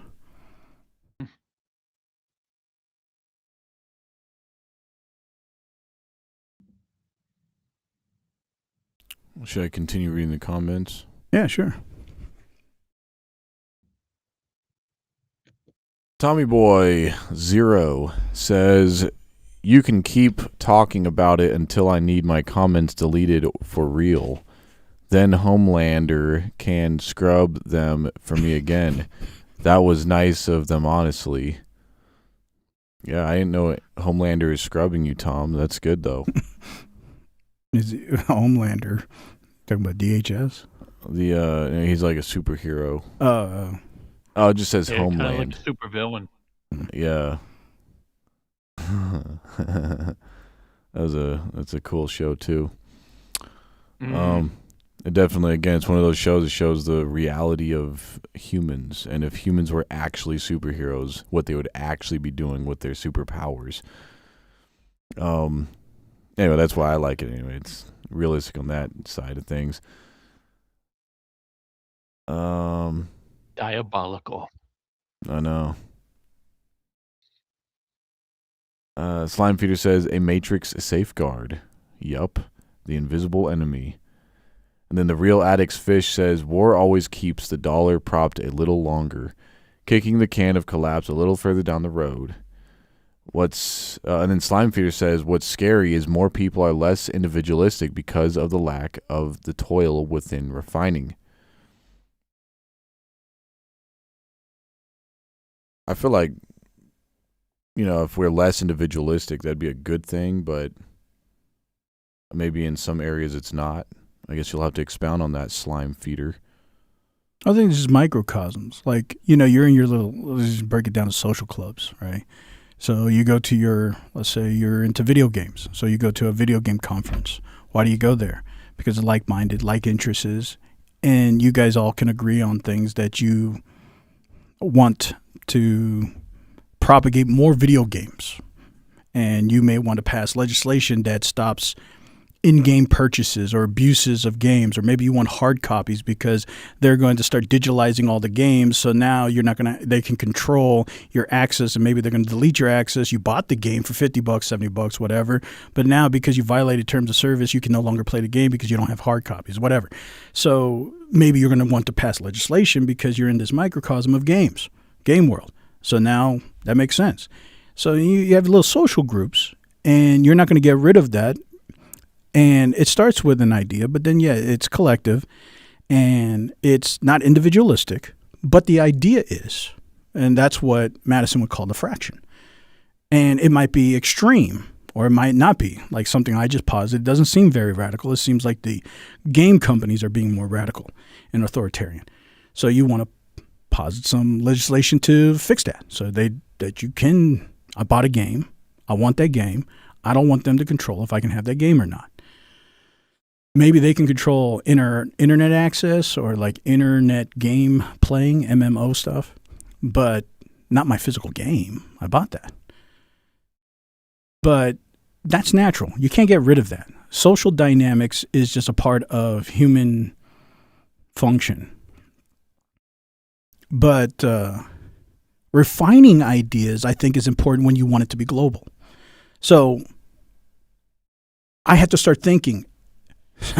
There's layers to legislation because these are called precedents. So let's just say, I'm not a gamer, but if I was and I want to pass this legislation, in my mind, this is only going to affect gamers. But to a lawyer, no. This shows precedent because lawyers see the overarching scale of a legislation. They'll say, assume that law passes. So that means that the individual, there's no right. We can demand right to repair.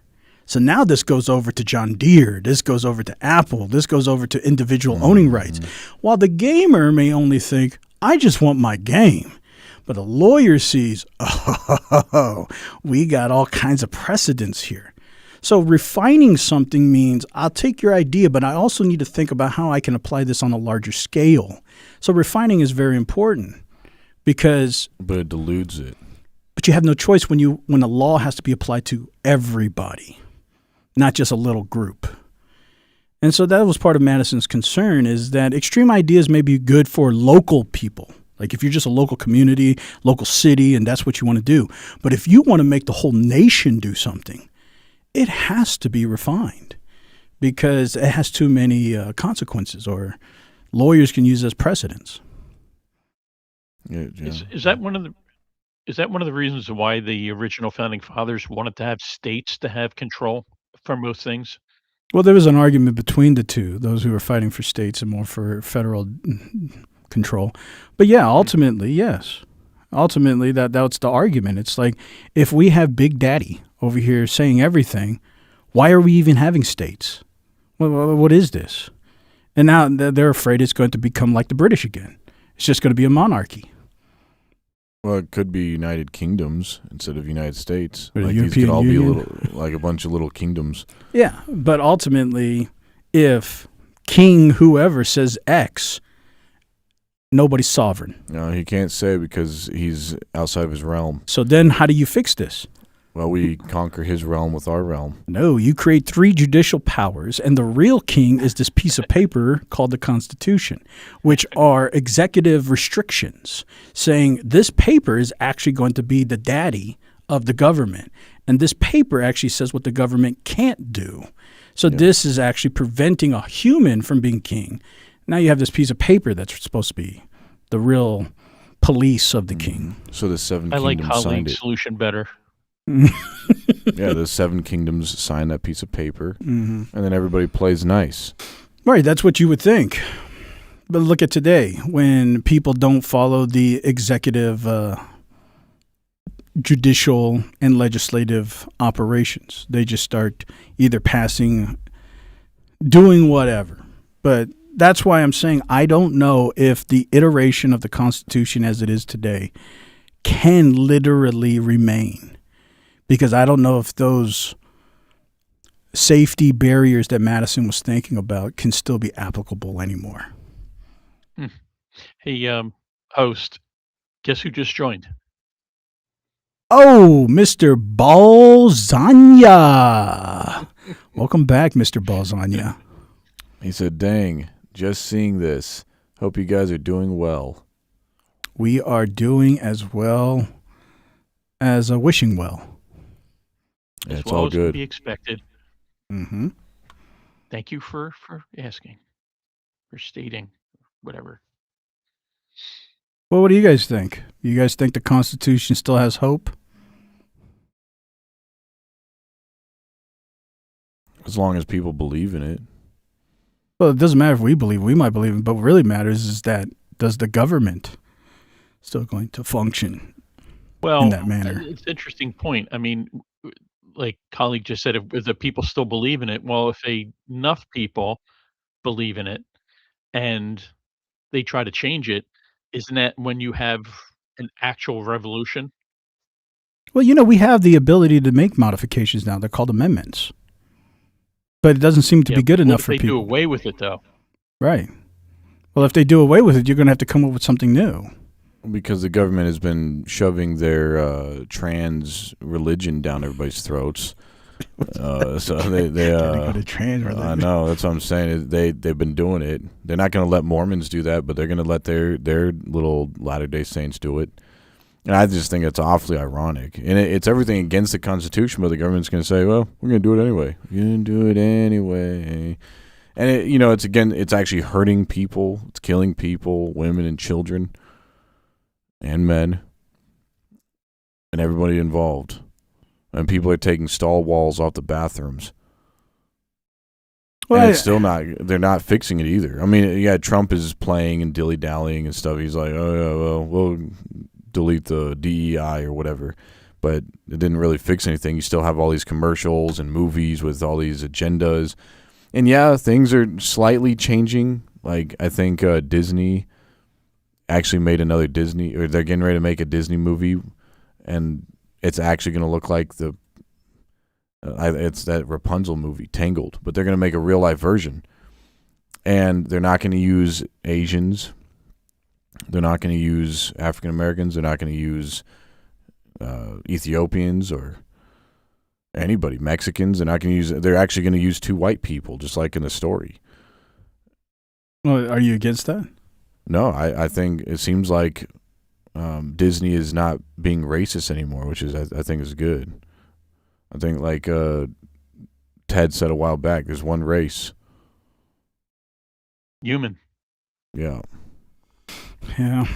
I just been pondering, because at some point the conversation has to become realistic.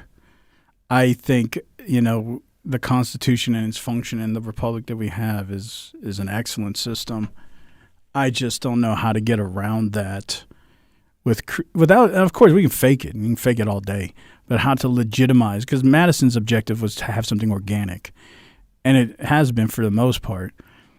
But how do you do that today with social media? I just don't know. Everything seems like everything we've been talking about. How do you know those bombs are real? How do you know this is real? You got AI here. Everything's fake. How do you know these documents are real? How do you know the Epstein files are real? How do you know that? There's just so many layers, and especially because now those narratives can spread so fast with social media. How do you prevent these radical things from getting overblown and viral? How do you get a chance to refine radical ideas?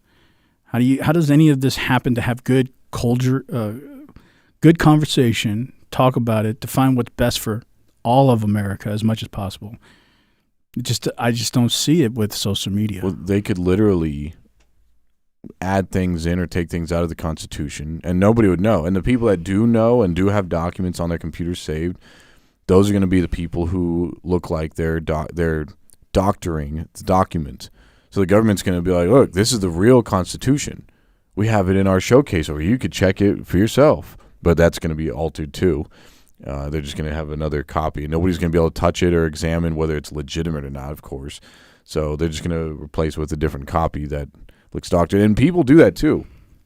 There's actually a lot of scammers out there. A lot. More than I knew about until I started looking into it. There's a lot of scammers who specialize in recreating ancient documents. They use the materials, they use the ink, they use the pen, they use everything. Forgers. And they are professional forgers. And they sell these, the reason is they sell these documents to museums for millions of dollars. So they'll get stuff at Walmart and make a document and sell it for millions of dollars to museums. So that's the reason they do it. The government could do this so much easier. All they got to do is recreate the Declaration of Independence. So, and then change the document online as well, which is even more easy to do. And then anybody else who has documents downloaded on their computer is going to look like they have the fake versions. And it's too easy. But, again, this comes with the presupposition that the government actually cares about the Constitution. And I'm not really convinced it does. It's very difficult to do something like that because they can't only eradicate the Constitution if they wanted to do that, like alter it. There's hundreds of thousands of case laws throughout the last 250 years of the Supreme Court debating over the Constitution. You would have to change every one of those documents because they all refer back to the Constitution when it's a constitutional law that the Supreme Court has to address. There's hundreds of thousands of these documents which refer back to literal lines of the Constitution. You have to change every iota of piece of paper ever. Yeah. If you were just a man trying to do that, that would be impossible. No, here we go.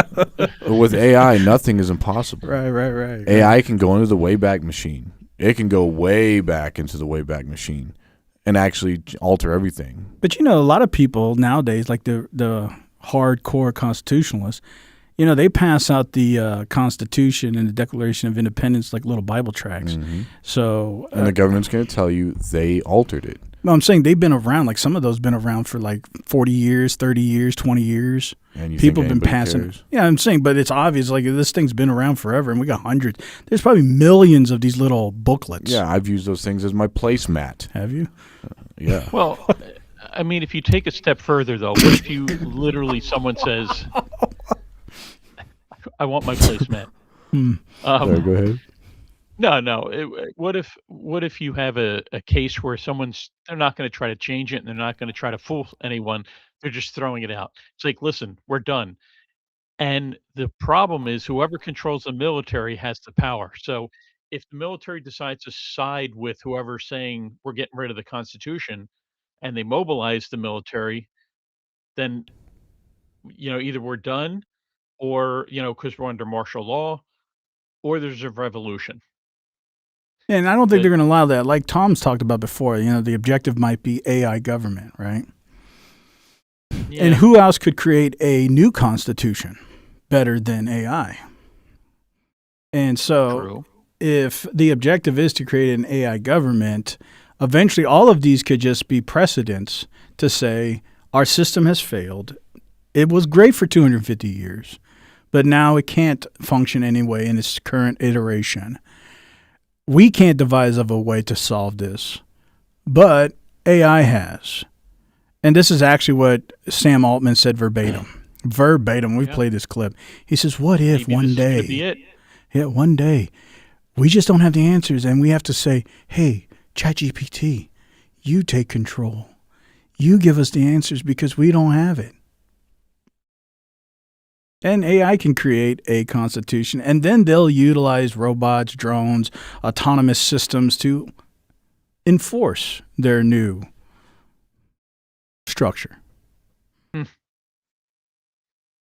that's the dystopian take. Of course, there can be a more positive take on that, but it is tough. Again, something I always think about is history is probably not going to ever repeat itself ever again.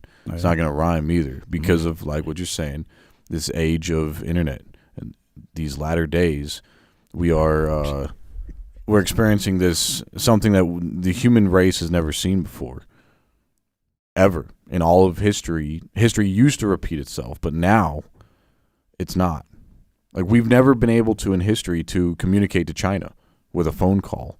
We've never been able to see what's going on in China with our phones. I know a lot of people, they say, oh yeah, there's earthquakes and, all this stuff going on, wars, rumors of wars, tornadoes, hurricanes, and all this stuff going on.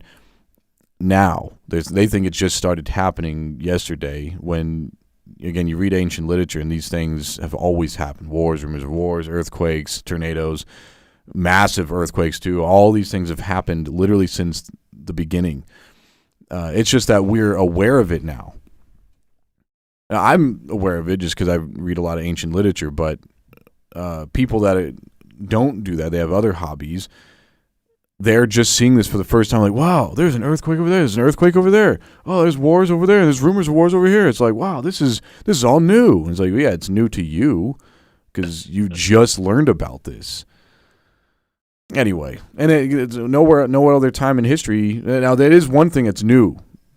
Again, is this idea that we can actually be aware of things going on across the entire world. Yeah, the internet. Yeah. Well, that's why, Madison's time and all of that. Well, it was actually past Madison, probably about 100 years after. But, how did they transport mail? Through a pony. It's called the Pony Express. I mean, that's the idea. Information has time. Information and ideas can get refined. We can work as a nation. We've got time. Well, we don't have time anymore. Tomorrow, who knows what's going to happen on social media? Who knows what video is going to go viral? And then who knows how much of that viral video is going to sway your representatives? How do you know any of that's not going to sway your president? How do you know my president? How do you know it's not going to? Because it's overnight. You don't have the time anymore. That time was so crucial to the structure of America. We just don't have it anymore. Yeah, everything's instantaneous. And that instantaneousness is very influential. Yeah. Harry Balzania. Especially before things can be, I'm sorry, I was just going to say before things can be verified. Yeah, verified and refined. Because let's say it's all fake. Who cares? We can take a fake thing and refine it to something that's very usable. Like no opportunity wasted, right? Let's take a fake thing. But now let's refine it to something that, we can use this and maybe we can make this good. This could be great. And so what? So we'll go with a false narrative. But at least now we can make it where everybody can benefit from it. That was Madison's idea. You can't stop fractions, these crazy ideas. But you can surely have enough time to make it work where most people, it's very pragmatic and very utilitarian. Greatest good for the greatest number. We have plenty of time. Can't do that no more. What were you going to say, colleague? I was just going to read Harry's message here. Unless you had anything else to add. No, I'm good. Thank you. So Harry Balzania says seems to. Oh, bless you. Excuse me. Ooh, Somebody was saying that too. It's like, why do we say bless you? Doesn't that just cause like undesired interaction with strangers? Why don't you just say who cares? I think they were saying it during the Black Plague or something, so they're actually trying to bless people like, don't die. Like when people cough or sneeze. But see, that was another Don't get example. That video went viral. Now, how many people are going to listen to that video? Like, that's a good point. Maybe, and then tomorrow nobody's going to start saying bless you. They should go take it up with that football player. There's that football player I played, I think last year sometime, where he's in an interview and he sneezes. And then he says, bless you, to himself. And then he says, thank you, to himself. He's like, chew, bless you, thank you. And I was like, wow, that's 3 levels in. That guy was knees deep. I've never seen anything like that before. Yeah. Anyway. So Harry Balzania says, seems to always being tested in order to rewrite it. Enter the New World Order Constitution. Yeah. The old world order is disappearing. It's being fulfilled. Being abrogated. Well, it's so interesting when you look at this recent conference at Davos.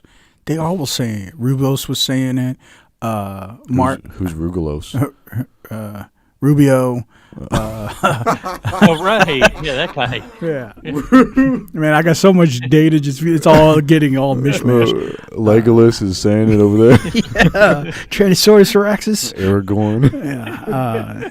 Ganondorf. Yeah. Vance was saying it. What's the French president? Frodo Baggins. Marcon. What were you going to say? Do you know his name? Call him. No, it starts with Bilbo. It starts with an M. Marcon or I can't remember his name, but they all were iterating that phrase, which of course was popularized with Bush Senior, 91. But they're all saying New World Order, New World Order, New World Order. It's like acclamation before propagation. It's like, of course we've overheard it, but it's kind of go back into the back of your mind. At Davos, just this recent Davos conference, everybody's saying New World Order, New World Order, New World Order. It's like they just want you to know it's coming. Mm-hmm. Whatever that is. Now, again, I think that's just going to be a new constitution. Yeah, they're telling us that we're not going to own anything and we're going to be happy. Well, that we already know. It already feels that way now. I'm not happy yet, but I want to be. What is happy? Not owning anything, no responsibilities. Yeah, what is happy? But yeah, I just think it's just going. They're just telling you we're going to change the Constitution. Well, the Real Addicts Fish says no. Eventually, it's got to be 10 kingdoms. The Bible says so. Well, if the Bible says so, it's got to be true. Yeah, the Bible says a lot of things, though. Well, again, like any story or any book or any historical literature, it has a historical context for their timeline. I'm sure whatever the Bible's talking about, it's applicable and it's legit for their timeline. I don't know how that applies in the global world, because clearly the writers of the Bible didn't see the world as it is in 2026. I mean, I guess you could make the argument, depending on what you believe, that they were seeing all kinds of visions about the future as it is. But I've actually looked into that a lot.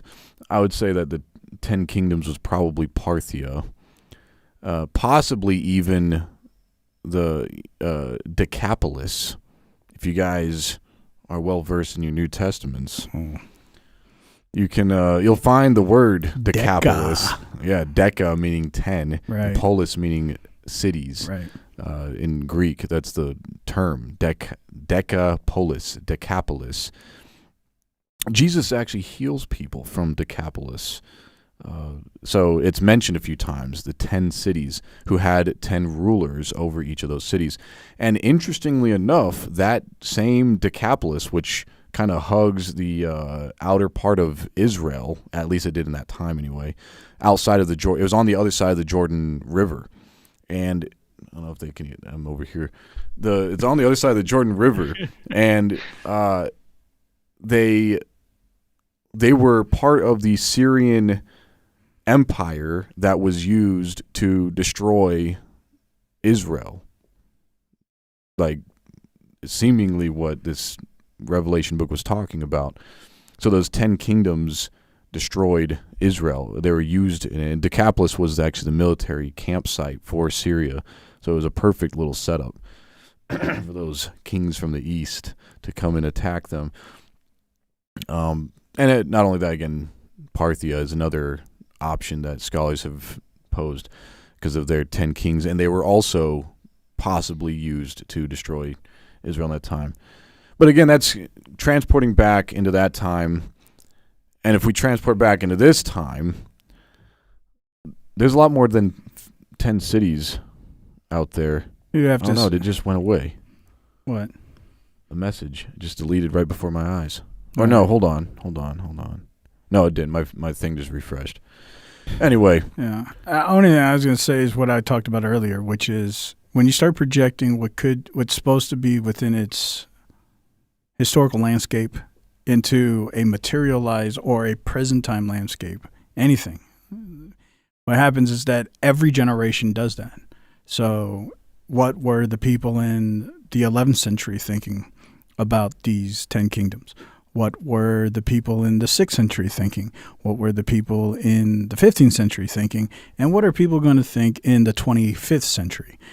Or the 30th century. Right. And so what I'm saying is when the projection becomes external instead of a historical landscape or a present time function, what happens is you take away the validity of the person who's writing. It's like if I wrote something today and I say, there's 10 elites that are controlling the world, and I make this manifesto, and then 500 years somebody else reads that, and they project it in their day, 500 years from now.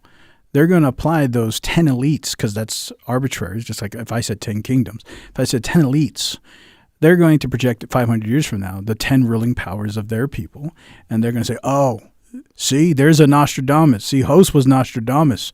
He saw it. See, we got 10 elites today. But there's a historical landscape of 2026, and that's what I was writing about.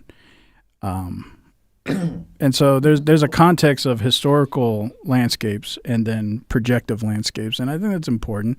That doesn't mean it can't be. Of course, I'm not saying that, but what I'm saying is that first you should give grace to the historical landscapes of anything you're reading, because like when I'm reading James Madison, I understand what he's saying because I understand the historical landscape of the United States in 1787. That's why I'm going to say it doesn't work in 2026. If I try to project it and make that work in 2026, I'm going to have to start creating archetypes. Well, maybe fractions are this, and maybe he was meaning that, representatives, we can change that to AI represent. I'm starting to create something that Madison absolutely was not thinking about. Well, it's interesting, too, that there is a lot of direct, which I've talked about many times. We don't have that series, unfortunately, anymore. I've always been fascinated with prophetic literature because especially if it has predictive power to it, and even more so if you can actually document the predictive power of it. So Revelation is one of those prophetic pieces of literature that's always been an apple in my eye. Well, I enjoy history as much as the next guy, but I have to appreciate first their landscape. Well, that's what I was getting at is the guy who wrote Revelation, whether his name is John or not. You can see where he is talking to the people in his culture in his day and age, and then there's a break-off point where he says, and then here there's a break where there's going to be 1,000 years, and then after that 1,000 years, then these things are going to happen. So that's his break-off where he is telling the readers, this kind of stuff is happening in the future, and all this stuff is happening in your near future. This stuff is happening in your distant future. This stuff is happening in your near future, and that's by his own pen, because it had to be relevant. I mean, he actually, if you guys have read the New Testament, you see a lot of these authors write to the Corinthians or to the Ephesians, or they write letters to these churches. And they're relevant for those churches in that day and age. They were struggling with these things or those things in those specific places and times.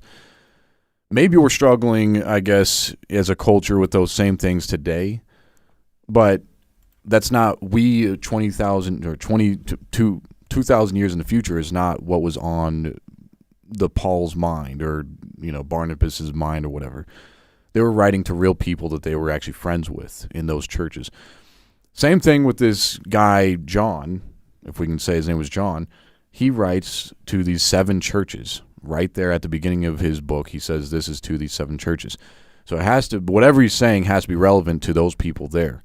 Until he himself says this part is not relevant, which he does say that towards the end of his letter. He says this part is not relevant. The last 2 chapters are for a distant community in the future. But, yeah, within that scope, though, before that point, the part that was relevant for their day and age, inside of that, those brackets, was the 10 cities. So whoever the 10 cities are, or 10 kings or whatever, it had to have been somebody in that time frame. And again, that's just if we're respecting the author and his audiences that he's writing to. Because, just one more little side note. As tradition has it, that guy had a disciple. And that disciple took on those same churches as a leader of those same churches that this John guy was a leader of. So it's awfully coincidental. Like those are real historical places that were really struggling with whatever they were struggling with. Just like we have our struggles today. So... And more to what Host was saying, we have to respect the time and the culture. And that way, you're not ruining people's lives either. Like if you look at the Jehovah's Witnesses, how many people in their community didn't have children and they literally sold everything they owned all because of 1941. That was when the end times was going to happen because of their abuse of these prophetic texts. They ripped it out of that ancient culture and transplanted it into our modern culture and ruined a bunch of lives. Literally millions of people left the JW Church in 1914. Also, the First World War was also a huge thing for them. And then the Second World War was a huge thing for them. And then I think the last one was 1978. That was a big thing for them. And every single time, all their congregants were told, do not have babies because It'll be worse for you if you're having babies in these last times, and you need to sell everything you own and just trust God because you're not going to need it here soon anyway. And so the congregants did that, and their lives were ruined. Same with the LDS people, Mormons. Anyway, I'm going to get off my soapbox.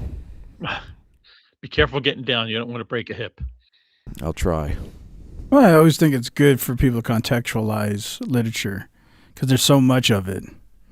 You know, I am, when it comes to history, I'm fascinated with all aspects of it, but it's more about the strategies behind, or I guess we can use the simplistic of reductionist term, more of the motivations behind of the writings. You know, the old phrase, history is written by the victors. So there's motivation behind history. It's just not a bunch of declaratives, not just a bunch of facts. There's always motivations behind history. And so you have to add that plus the landscape. So there's many like puzzles to understand the facets of history, no matter which part you're studying. If you just read a history book and not appreciate the landscape of the timeline and about the ones who were commissioned to write these things, then whose authority on the commissioning to write those things? There's an agenda to it. And so there's truth plus motive by the victors. And when you tie that together with the historical landscape, you'll get probably a better, more accurate picture of what the objective is. Because sometimes these historians put little nuggets in there because they know they're being suppressed by their victors. And you won't be able to see that if you just read it sometimes on the surface. You have to appreciate also who was telling them or commissioning them. At the same time, what was common to those people. Then you start to see, oh, wow, this might be a little nugget they're trying to throw in there to the reader. They can't say it straight out because, you know, whoever commissioned them is going to kill them. So they have to say things also sometimes in clandestine ways. But you have to appreciate the historical landscape. You have to appreciate all of it. So it's just something to think about. It's not always just cut and dry when it comes to historical documents. Yeah, but I mean, you have to keep in mind, and I believe this as a Christian, when you're talking about the Bible, it's not necessarily a historic document, it's a spiritual document. So, y- it was commissioned in a sense by God who inspired the writers of it. So it kind of negates what you're saying in terms of the way it was written. Now, I would agree that all other earthly books were written that way, but I would respectfully disagree that the Bible was written that way. Well, I think we can. Yeah, I would also say maybe host isn't saying how we're hearing it, but I was also going to disagree on that point that victors don't always. Maybe victors write about history, but yeah, people who were in persecution, like you already mentioned, they weren't victorious. Their letters somehow made it through. And that was the other thing I was going to say. A lot of people think, Catholics wrote history or whatever, and they destroyed all this stuff, because they were the victorious ones. I know that's not what you're saying, host, obviously. But what I always remind them is there was hidden literature. So the victorious people who tried to suppress history and tried to rewrite it, tried to spin their own narrative on it, destroy the documents they didn't want, create new documents.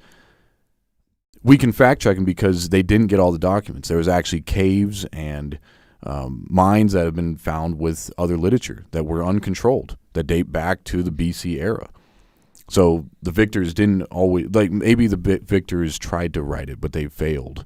Well, I don't know, a lot of times people look at things linearly, but everything is dualistic. When I'm saying victor's writing, you have to understand the antithesis. All that means is motive. So the ones who are losing, they're writing history too, but they're doing it in secret. And you think that they're not writing in motives also? They want to paint a bad light now on their oppressors. So there's hyperbolic literature in there too. Just as the ones who are writing for the victors, there's hyperbolic literature in there too, saying how great is this king, while the ones who are being oppressed are going to write, this was the worst man who ever existed. And so what I'm saying is with everything, there's this spectrum of the victors, because there are victors, there's going to be both spectrums, and you have to first appreciate what was the historical landscape, what was going on, what caused this war or victor or dichotomy of power dynamics, and who are being suppressed. Now I can understand why they're writing this literature. Who are being commissioned to write this for the king or whoever. I can understand why they're writing this literature. Then you can start understanding when you collaborate these two documents together, there could be more context into the full encompass of what's happening in history. Because there's always going to be both sides. Because you're right, there are going to be the oppressors, and they're going to hide those things. But there's going to be motives behind those things too. Now, if you're adding elders adding the idea of the spiritual context, well, the problem is that there's no singular interpretation of spiritual context. So now you're left with, okay, if you say it's a spiritual document and that's all it is, whose interpretation is right? So you're left in the same quandary. It wouldn't solve anything. Now you still have to deal with now what they would call theology. Now you're in a theological landscape. But then theology implies, well, we need to do exegesis, hermeneutics, historical functions anyway. So there's no way around this. Because it's an ancient document. Yep. And being ancient, it's historical. Well, it goes along with what Pirate Nerd Mom 1202 is saying. I always struggle with trying to figure out what in Scripture is literal and what is figurative. Well, there's, for something like that, there's probably billions of videos talking about those kind of dynamics. I was going to say if one general rule of thumb is if it can be taken literal, then take it literally. If it can be taken literal, then take it literally. You don't have to take everything symbolic and you don't have to take everything literally, but if it can be taken literal, then take it literal. Because that's how you would read any book, Harry Potter or whatever. Like, you read about, I've never read it, but, if you're reading about this guy named Harry, I'm going to buttress this. Yeah, I know. But if you're reading about this guy named Harry, he's a literal person in this scene, but then he flies on a dragon or whatever. Maybe it's a literal dragon. If it flows with the scene, then it's a literal dragon in this scene. So as long as everything, but then if he starts talking in code or whatever, then you have warrant based on the context to take it symbolically or allegorically or metaphorically or whatever. But that's generally how we read anyway, so it's not a hard thing. I think people tend to approach literature that has a lot of authority with a different lens than they would Harry Potter. And they say, well, this literature, scripture, has more authority than Harry Balzania. So this scripture, I can't just read it like a normal book. I have to read it with these super eyes, and I have to hyper symbolize everything or hyper literalize everything. And I don't think you have to do that. If it is inspired literature and God wrote this piece of literature and gave it to you, then he had to have understood that you would read it like you would any other book. Like just using base logic, base understanding, base communication skills. See, I think the problem is like what you said. When something is authoritative, every individual has a fear complex. So what we do is try to find things that don't contradict our current worldview. So that's what the present tense era is. Error, as in it's wrong, not era like ERA. But anyways, and so when you do that, because it has so much power, whatever it is, like you can say the Constitution, everybody's fighting for their interpretation of the Constitution. Why? Because it has so much power. So when there's something that's very authoritative that can sway people, what happens is that you don't want to be the one on the losing side of the sway. So the easiest way to be on the winning side of the sway, the thing that goes against your current worldview, you allegorize it. It's easy. That means this, which ironically kind of goes with your worldview. It's on top of that irony, there's more irony because a lot of people will take the things that are supposed to be symbolic in books like Revelation, and they'll make them literal. Like there's going to be a literal dragon, like Godzilla is going to come out of the sea, and then King Kong is going to be the land beast, and they take those parts literal, and then they take other parts that were supposed to be literal as symbolic. Anyway, it's just throwing it in there. I'd watch Godzilla and Kong fight. What'd you think? I'm a Godzilla guy. I would always back Godzilla. Well, a good example would be the Second Amendment. It says a well-regulated militia being necessary to secure of a free state, the right of people to keep and bear arms shall not be infringed. People who want to have higher gun restrictions, they will say, what does it mean by militia? And what does it mean by securing the free state? See, now we're going to recontextualize this because this has so much authority. Now imagine if you have a religious text. What are you going to do? You're going to find something in there. You're going to say, what does this mean here? And it should be just like the Second Amendment, should just be read literally. But then people are going to say, well, I don't like this. This seems to imply a lot of like real heavy gun embedment. So let's start saying, well, maybe they meant this. And does militias really apply today? And that's what happens. So I think a lot of times, like colleague was saying, if it can, anything you read, if it can be taken literal, that's what it is. You don't have to like it. Like, you don't have to like the Second Amendment. You really don't. But it is what it is. It's just a document. It was written. That's what it is. You don't like it? Try to file an amendment for the amendment. But it is what it is. But people... sorry, go ahead. I was just say people reinterpret those things because there's so much authority. And that's a different piece of literature, too. When you're dealing with apocalyptic literature, like the Sibylline Oracles or the Book of Enoch or any of these apocalyptic literature in their times, they're going to have a different tune. So that it's going to be kind of like Harry Potter. You have to read it like, the guy... John is claiming to be a real guy, so that's obviously literal. He's writing to 7 literal churches, at least in his mind. He's writing to 7 literal churches, and that's how those churches would have received this. This part is literal. But then when he starts talking about, if I remember right, in the ending part of the first chapter, he actually talks about angels and stars and a lampstand, 7 lampstands, and all these symbols, which he himself calls symbols. And then he tells us, and here's what these symbols mean at the last part of that first chapter. He says the stars are symbolic of angels, and the lampstands are symbolic of churches. So he actually openly tells his audience, this is what these symbols mean. So then you're free now to interpret things symbolically or literally.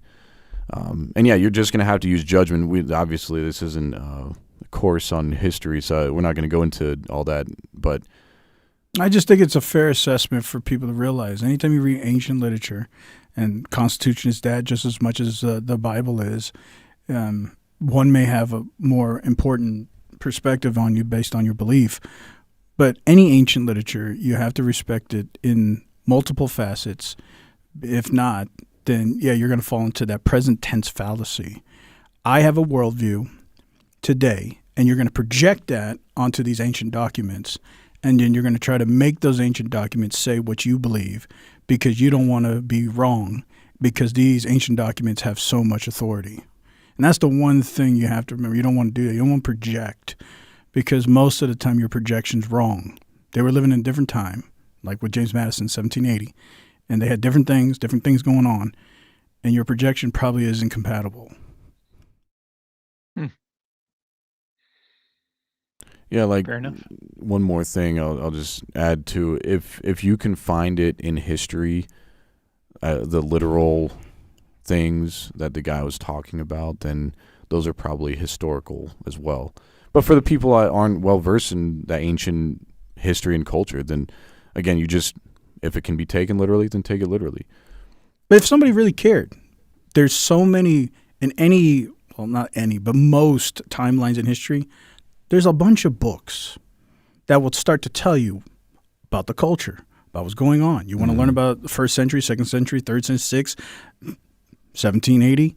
There's so many books written about things that were going on. So what did they mean when they're saying this pot was full of rosemary oil? To me, that just sounds like somebody putting oil in there called rosemary. That might have been a colloquial term for something that was very common there. I have no idea. But if you read a lot of the literature around there, and it doesn't have to be directly correlated with what you're reading, but just so you can understand, you may find out that actually has a very colloquial term for that timeline, which now amplifies what in the world they were talking about when they said this.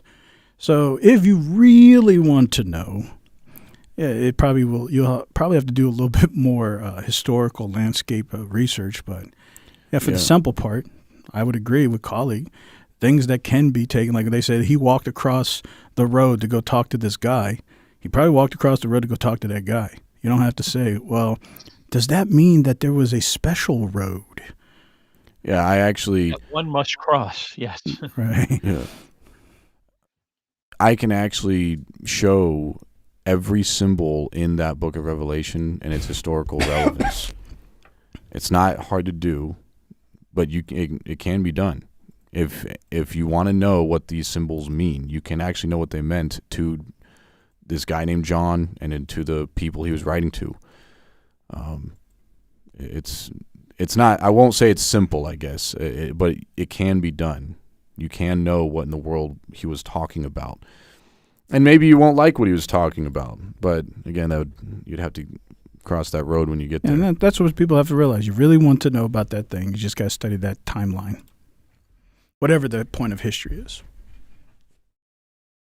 And I'm just focusing on the Constitution because we're talking about America, but I would say that applies to anything. But that's why I get frustrated when people talk about so much about the Constitution in 2026. It's like, but do you really know? Have you read the Federalist Papers? Have you read about these debates that were going on? Do you really understand what they were dealing with? These aren't dumb people. These are highly intellectual people dealing with a really novel problem. You think it's simple because you live in this country that's been flourishing and benefiting from 250 years of this. But for them, this was novel. Like, we're going to do something, and we don't want to be the British. And so it's like, it's more than just like, yeah, well, we can just create another constitution tomorrow. Yeah, okay. Yeah, I know. It was an experiment, really. Yeah. It makes me equally frustrated when I hear people abusing ancient literature. Yeah. And it's only because it's a specific personal thing, because that's basically where I live. My mind is fascinated with that stuff. And again, with specific contexts that have that kind of value, which is, I find very interesting that this guy knew that these things would happen before they happened, and we have historical records that the things happened right after he said they would happen in detail, and that itself is wild to me. And why more people don't talk about that? Well, it's probably just not interesting for their relevant lives, because that means that it's, and don't get me wrong, if what this means for me, at least, is if that guy was right about, like, literally the first 20 chapters of what he said, and then he breaks off and says, and then, all right, here's a break here, after this, millennial period, then these things are going to happen. If he was right about the first part, then that probably means he's going to be right about the last part too, which I think people should be looking at. And that itself is interesting, because it's not what people are thinking is going to happen. It's actually what, again, because people are still in, I think, chapter 4 of this book, and they should be in a different time zone of this book, if that makes any sense.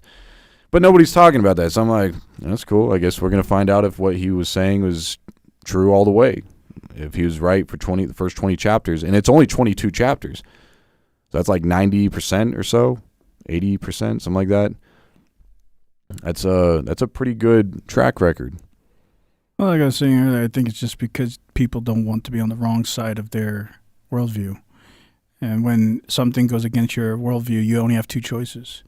You either have to give up your worldview and go with this other one, which could shatter everything you know. And it's not like the Sibylline oracles that talk about stuff after they happened, and you can clearly tell that that's what they're doing. They're, quote-unquote, prophesying after the fact the thing happened.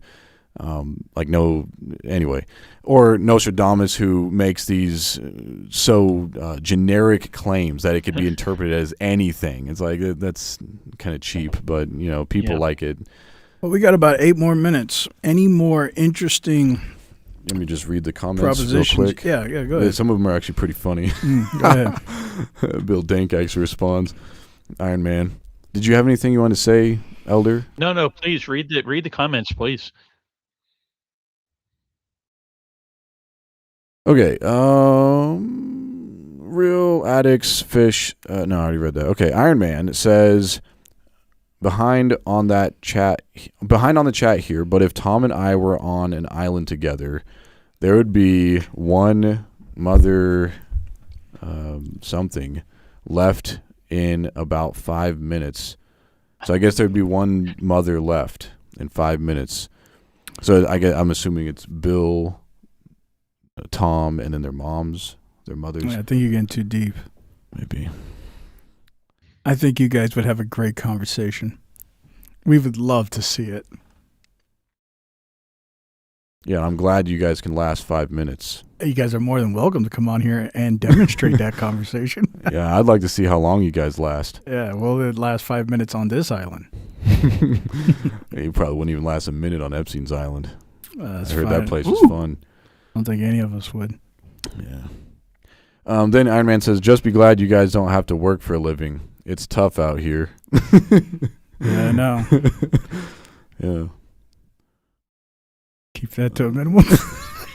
Bean Burrito says, bless you, colleague. Thank Thank you. Real Addicts Fish says, let's do a show on Hollow Earth and Hollow Moon. Yeah, we've talked about that before, but yeah, we could try to dive back into that. Those are fascinating topics to a lot of people. I will say, if you have questions about that and things you want to interest, type them in the comment section on the next live, and then we can just ask some more questions about that. Because that's how it used to be. Man, back in, I don't want to go too far into that, but man, the comments were so consistently fluid that it just had topic after topic after topic. So I encourage you, was that real fish addict? Real addict fish? Yeah. Next week on the live, posit some questions about that, and we'll try to entertain it. If you have any videos, you could actually put it in the Discord too, and we could play it, watch it together. Not too long, of course. We want to keep it short. Yeah. Out of everybody's respect. So we're willing to talk about anything, so bring it in. Iron Man says, democracy is 50% white or 50 white guys and one black dude deciding on who to beat up. That's an interesting take. Where's Tom at? So Tom left and Iron Man's here? Or maybe that's why Iron Man's here is because Tom left. I don't know. Secretly we know Tom's watching. Yeah. Or maybe they're both on the island and it would be weird to find out that Tom and Iron Man is the same guy. I know. And here I was thinking that Tom was the one who would finish first. But no. David Zerm says, oh dear, I bet colleague's microphone has some food remnants. LOL. Oh, yeah. Gesundheit. Oh, yeah, Gesundheit. They said Macron. Yeah, that's the president, the French president. Oh, okay. France, yeah. Macaroon. And Real Addicts Fish says, be happy and eat the bugs. Pleasure. Maverick reviews everything at 2694 says, great conversations and dialogue. As always. It's actually a trialogue. Real Addicts Fish says, the Club of Rome already made a map in the 80s of what the 10 kingdoms will be. America will absorb Greenland, Mexico, Cuba, Venezuela, and Canada. Well, I don't think you need the Club of Rome. For those who don't know, it was established in 1968, and it's an NGO, or a international think tank. You can think of it like another World Economic Forum, but just read the 2025 national strategy put out by this administration just in November. And yeah, you can understand that their whole objective is to consume this whole Western Hemisphere. That includes Cuba, Venezuela, South America, Greenland, all of it. They don't want to continue the Bretton Woods agreements of being the world police of 48. Real Addicts Fish says, so in John's vision of the future, you don't think there will be 10 final kingdoms? Man, we only got 3 minutes. Yeah, I know. No, I think if you ask yourself 2 very simple questions, okay. Well, you know what? Never mind. Because we got 3 minutes. Yeah, I know. Bring that question again next week. We got 3 minutes. Cash me next week. Yeah. Pirate Nerd Mom 1202 says, I always struggle. Oh, we already read that. Okay. Real Addicts Fish says, yeah, you tell him, Elder. I think that's when he was saying, it's a spiritual document, not a historical document. Oh. Bean Burrito says, Godzilla is my hero. Pirate Nerd Mom says, well, it would be cool if Godzilla showed up. Yeah, I don't know. It'd be cool to watch. I don't want to experience it. Yeah, I know, right? Yeah. The Elder 42 says, go Godzilla. And then Slime Feeder says, if you don't toil with your psyche and fold amidst the gravity and atmosphere amidst society, you're more likely to be way less independent psyche-wise, thereby evaporating the individual's choice. So the big warning is, don't be stupid. Mental autonomy isn't a given. It has to be actively fought for. Yeah. If you have a free will, it's because you're self-aware, in other words. Yeah, you have to build your own mental defenses. If you're not self-aware, you don't have free will. You're just a product and a puppet of whoever's controlling you, which could be your ex-boyfriend, your ex-girlfriend, your government, McDonald's, whoever's got their hands in the cookie jar. I think you guys will enjoy this week's episode 195, Synthetic Silos. You guys will see this Saturday. It kind of touches on the idea of all that. Bean Burrito says, we need one more sneeze from colleague. I'm curious on how many other islands there are doing ungodly experiments and other things. There's probably all of them. There's all kinds of experiments out there. It depends on what you define as godly, I Your guess. island. Yeah. Is that all of them? Almost. We're almost to 3 more. 1 minute. Pirate Nerd Mom says, I don't think we want to know. And then Slime Feeder says, if we're not individuals, AI will devour us, in my point, but we don't care. It's creepy, but no one lives to deepen individuality solely. And then he says, yes. Yeah. I think that's the quandary of a lot of things in America. They took the illusion of the idea of individuality farther than I think even the founding fathers believed. They knew that individuality wasn't the answer. Look at what happened. They needed to be as a collective. Look at Paul Revere and these narratives. Everybody worked as a collective. There is individuality as in the idea of liberty and my freedom and my access to express opinions.